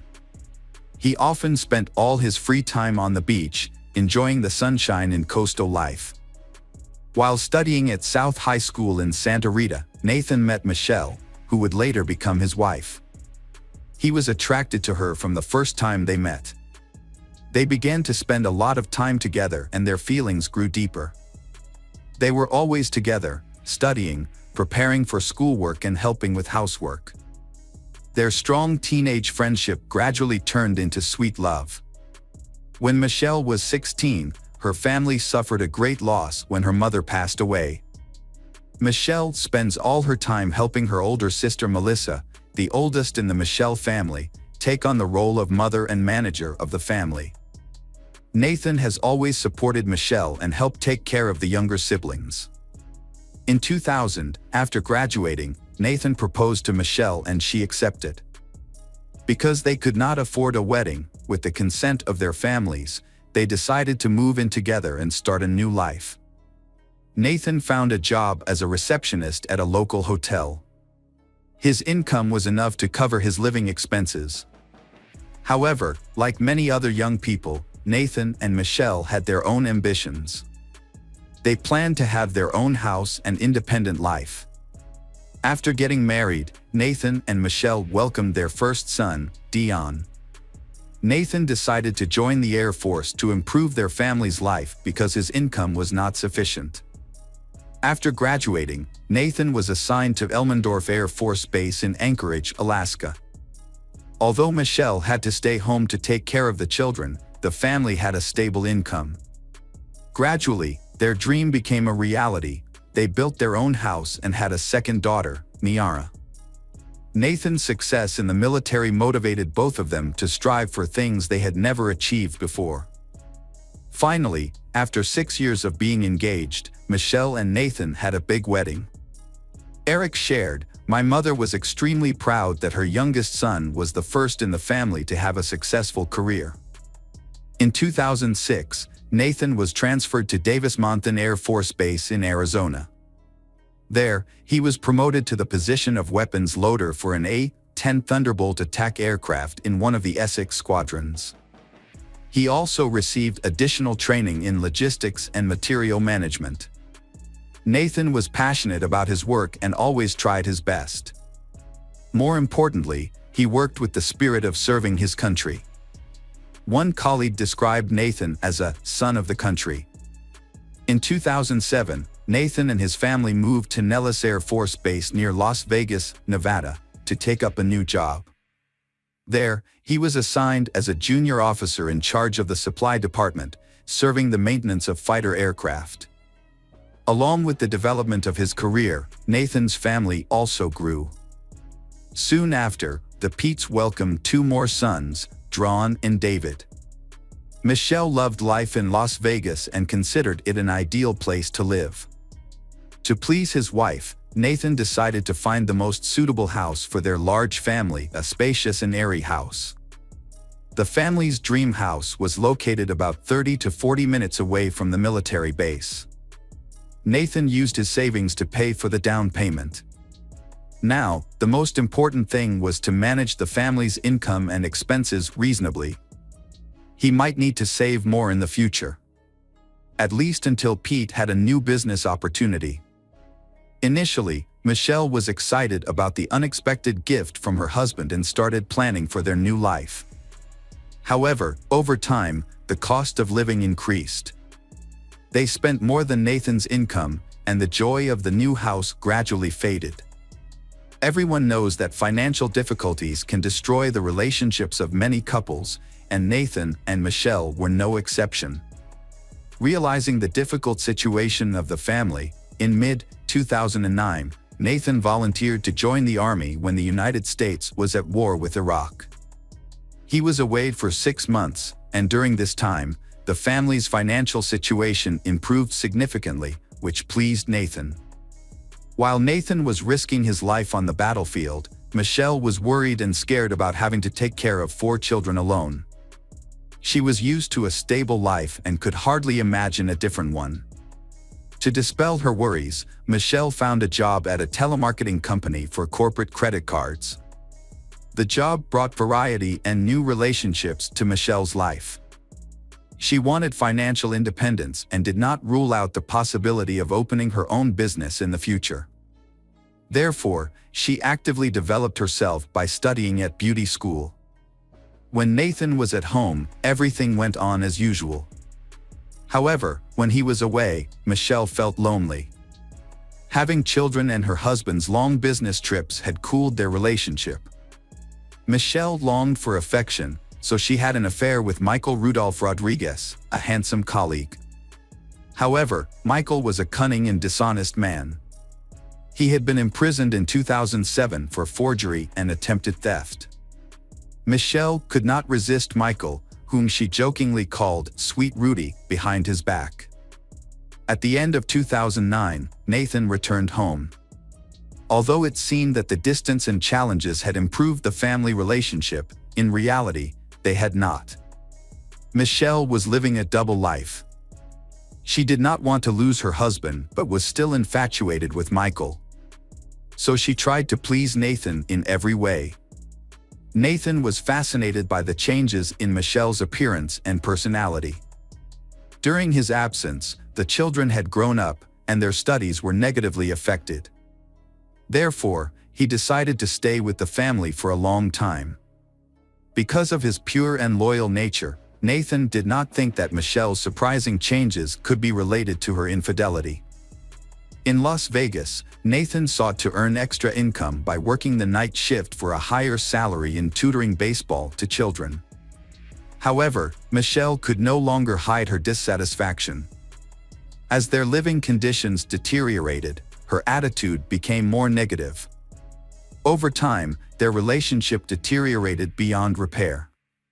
On Thanksgiving 2010, Eric and his wife Veronica visited Day. For the first time, Eric noticed a clear tension between Nathan and Michelle. They had changed significantly, and a previous affection seemed to have disappeared. They could not hide their personal and financial difficulties, which were evident in the nearly empty pantry and refrigerator. A week later, on December 1, 2010, Michelle and Michael exchanged suspicious text messages. At 11:12 p.m., Michael texted Michelle, "Hope you're feeling better. Plans for tomorrow are almost complete." 2 minutes later, he texted again, "If you're not feeling well, let me know. I can give you more time. I appreciate your help." At 11:19 p.m., Michelle replied, "My husband just woke me up. He was getting ready to go out, but I thought he would be late today. I'm sorry this plan has caused you trouble." In the months before the tragedy, Michelle had been conflicted about her relationship with Nathan. She did not want to be with him anymore, but she did not want a divorce because she was worried about the financial and emotional consequences. Michelle thought that Nathan would not support her after the breakup, and that the alimony might not be enough to sustain her. In addition, Michelle knew about Nathan's military insurance. If he died, she would receive about $65,000. These thoughts made Michelle feel guilty and uneasy.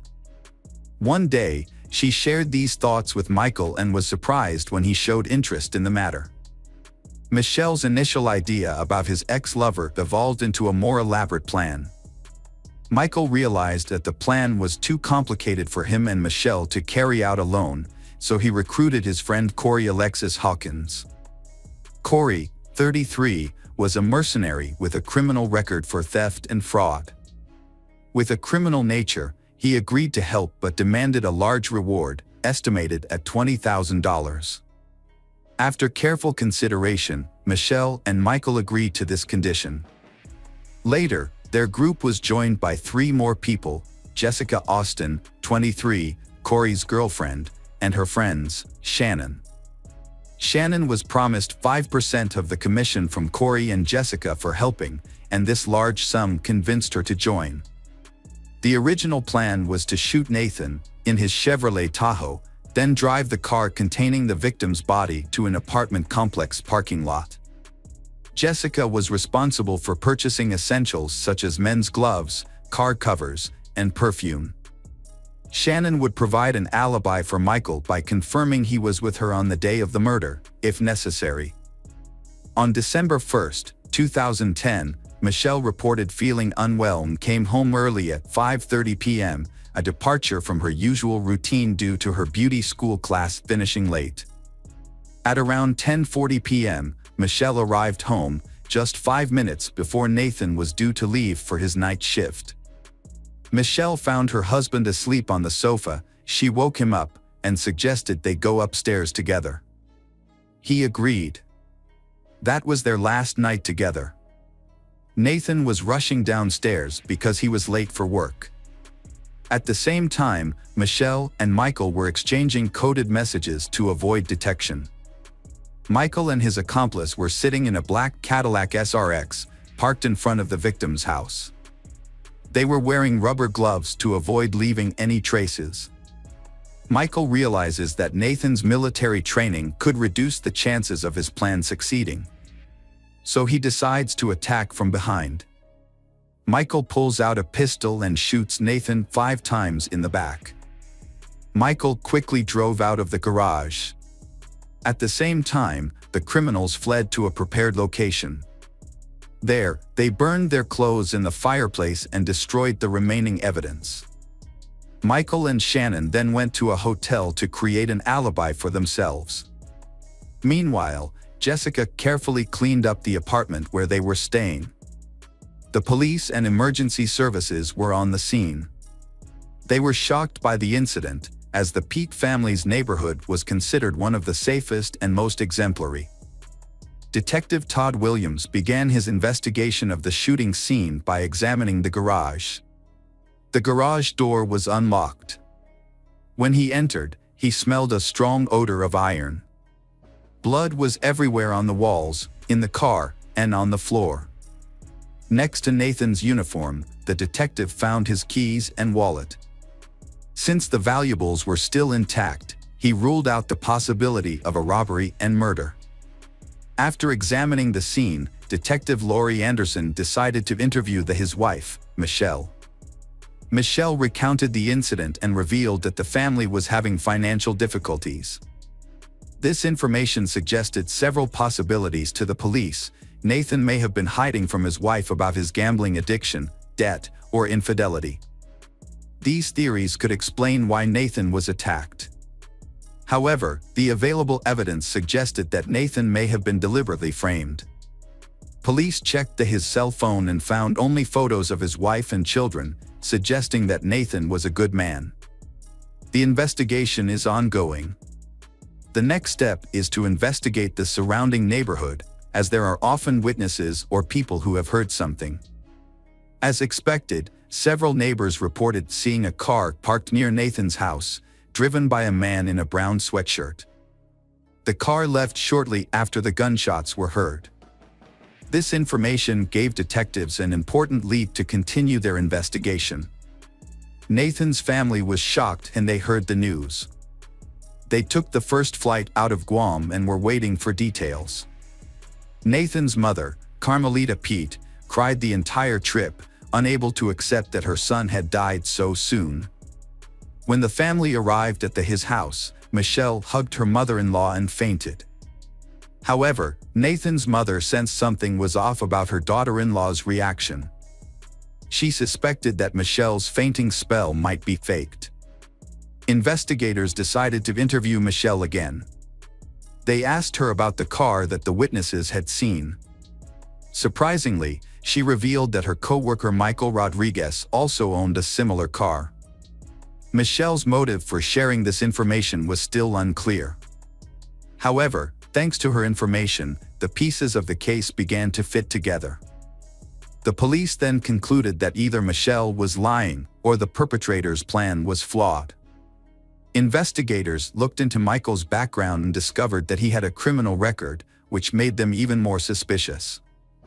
When questioned, Michael remained calm and said that on the evening of Nathan's murder, around 9 p.m., he was shopping at the supermarket. There, he met a girl named Shannon. After chatting for a while, they decided to go to the hotel together at around 11 p.m. To verify Michael's story, the police contacted Shannon. She confirmed that the meeting was real. However, the detective felt that something was wrong, so he decided to check the information on Michelle's phone. Experts recovered text messages exchanged between Michelle and Michael over the past year. The content of their conversations was very suspicious. In particular, on the day Nathan was murdered, they discussed a contract with a man named Corey. This conversation seemed more like a form of encryption than a normal business negotiation. This made the detective suspect that this could be how the murder was planned. Investigators were almost certain that both Michelle and Michael were involved in the case, but due to a lack of conclusive evidence, they released Michael while the investigation continued.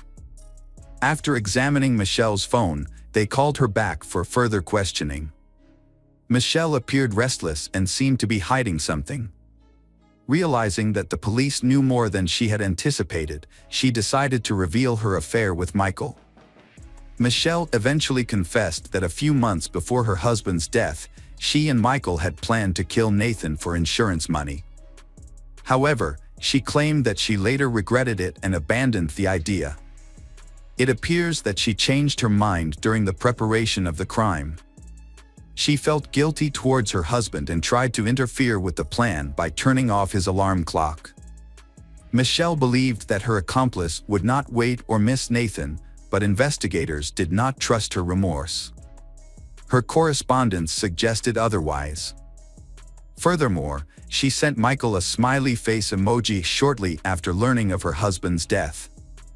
Shannon later went to the police station to confess. She realized her predicament but attempted to downplay her role in the case. She explained that Michael had forced her to provide an alibi. Jessica had asked her for help, mentioning that her friends wanted to teach a big drug dealer a lesson. Shannon's job was to cover up the involvement of one of the attackers. According to her explanation, it was a way to seek justice. She added that Michael had disclosed the whole truth on the night of the attack. Shannon confirmed to the police that as soon as she realized she had been used, she went to report it. She also feared for her life, not knowing what they would do to her. Her testimony was confirmed by the hotel's security cameras. It was clear that Michael and Shannon arrived at the hotel at 11:40 p.m., not 11 p.m. as Michael had previously stated. Shannon's testimony led detectives to Corey and Jessica. But Corey denied any involvement in the crime. To honor the memory of young Sergeant Nathan, his family and friends held a memorial service on December 7, 2010, at the chapel at Nellis Base. Michelle decided not to attend the service, perhaps because she was not in the mood. Many of Nathan's teammates remembered his endurance and tenacity in the military. The squadron commander spoke of Nathan's outstanding achievements for his country and family. Everyone considered him a trusted teammate and noted his humility and dignity. Beside that, in a speech, Eric recalled, "My brother was always an example to the whole family. He loved life and was devoted to his wife and children. Everything Nathan did was for his country, his love, and his friends. On December 9th, Nathan's remains were returned to Guam. On December 15th, a requiem mass was held at St. Francis Church in Tamuning. Sergeant Nathan's funeral was solemnly conducted at the Pity City Cemetery on Guam. The funeral cortege consisted of 36 motorcycles. At the burial site, 6 officers carried the coffin draped with the American flag. Then, a 21-gun salute rang out. Nathan Pete was sent off as a hero.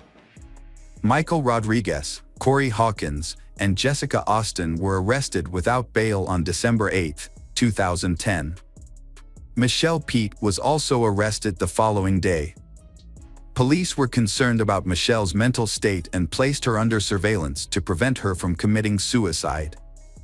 On January 4, 2011, all 4 were arraigned in Clark County District Court. They were charged with conspiracy to commit murder, armed robbery, and murder with a firearm. Michael and Corey were also charged with possession of a firearm. The trial lasted 3 years. Several defendants denied any involvement in the case. With the support of strong legal teams, the defendants made several requests to exclude certain evidence from the case. However, the court denied all of these requests, and they were only able to delay the verdict by repeatedly postponing the trial. On September 21, 2015, the trial for the murder of Nathan Pete began. Michael Rudolph Rodriguez, the first suspect to stand trial, pleaded guilty to avoid the death penalty. On September 29, 2015, he was sentenced to life in prison without parole. Michael's appeal was rejected. He showed no emotion upon hearing the verdict and displayed no remorse for his actions. A month later, Michelle Pete appeared in court in Las Vegas. She claimed that she had changed her mind about killing her husband. When allowed to speak, Michelle turned to the victim's parents with tears in her eyes, apologized, and said she loved Nathan and their children. She admitted she was confused and had made a big mistake, then fainted. However, the prosecutor did not believe that Michelle truly wanted to stop the plot to kill her husband. There was substantial evidence that Michelle was more involved in the case than she admitted. It was difficult to understand how a mother of 4 could commit such a heinous crime. The judge sided with the prosecution. Michelle pleaded guilty to conspiracy to commit murder and first-degree murder with a firearm to avoid the death penalty. The victim's family also requested that the death penalty not be imposed. The judge described Michelle's actions as incomprehensible. In October 2015, the third defendant, Corey Alexis Hawkins, also pleaded guilty to avoid the death penalty. He was sentenced to life in prison and his application for parole was denied. The judge found Corey had participated in the planning and had been present at the scene of the shooting. Jessica Austin also reached a plea deal with prosecutors and was convicted of conspiracy to commit murder. In March 2016, Michelle received her final sentence. She once again cited her emotional instability as the cause of her crime and asked Nathan's family for forgiveness. Carmelita Pete, Nathan's mother, was a very religious person, saw that her ex-daughter-in-law was truly remorseful and sorrowful for her actions. Carmelita believed Michelle needed forgiveness and therefore forgave her in court. She added that the most severe punishment Michelle had to endure was that her children did not want to see her anymore. They were afraid she would harm them like she had harmed their father. Eric Pete told Michelle that their family did not want revenge. It seemed that her mother-in-law's words had impacted her. The family would continue to live without her, and the children would grow up knowing their mother was a murderer. Eric's wife, Veronica, also wanted to speak. She expressed her hatred for Michelle and added that she had disgraced her family by pursuing greed and the love of a stranger. Michelle had destroyed her family. She killed the man she deeply loved, the man with whom she shared her life and built a future. Veronica asked if Michelle realized the consequences of her reckless ambition. It was hard to imagine. Such people always chase happiness without appreciating what they have. Nathan devoted his whole life to giving his all, unlike her. He often lacked sleep and took risks with his health and life. Thanks to that sacrifice, Nathan fulfilled his lover's dreams but never received recognition from her. The Pete children will carry lifelong psychological trauma. They will have difficulty building happy families and integrating into society.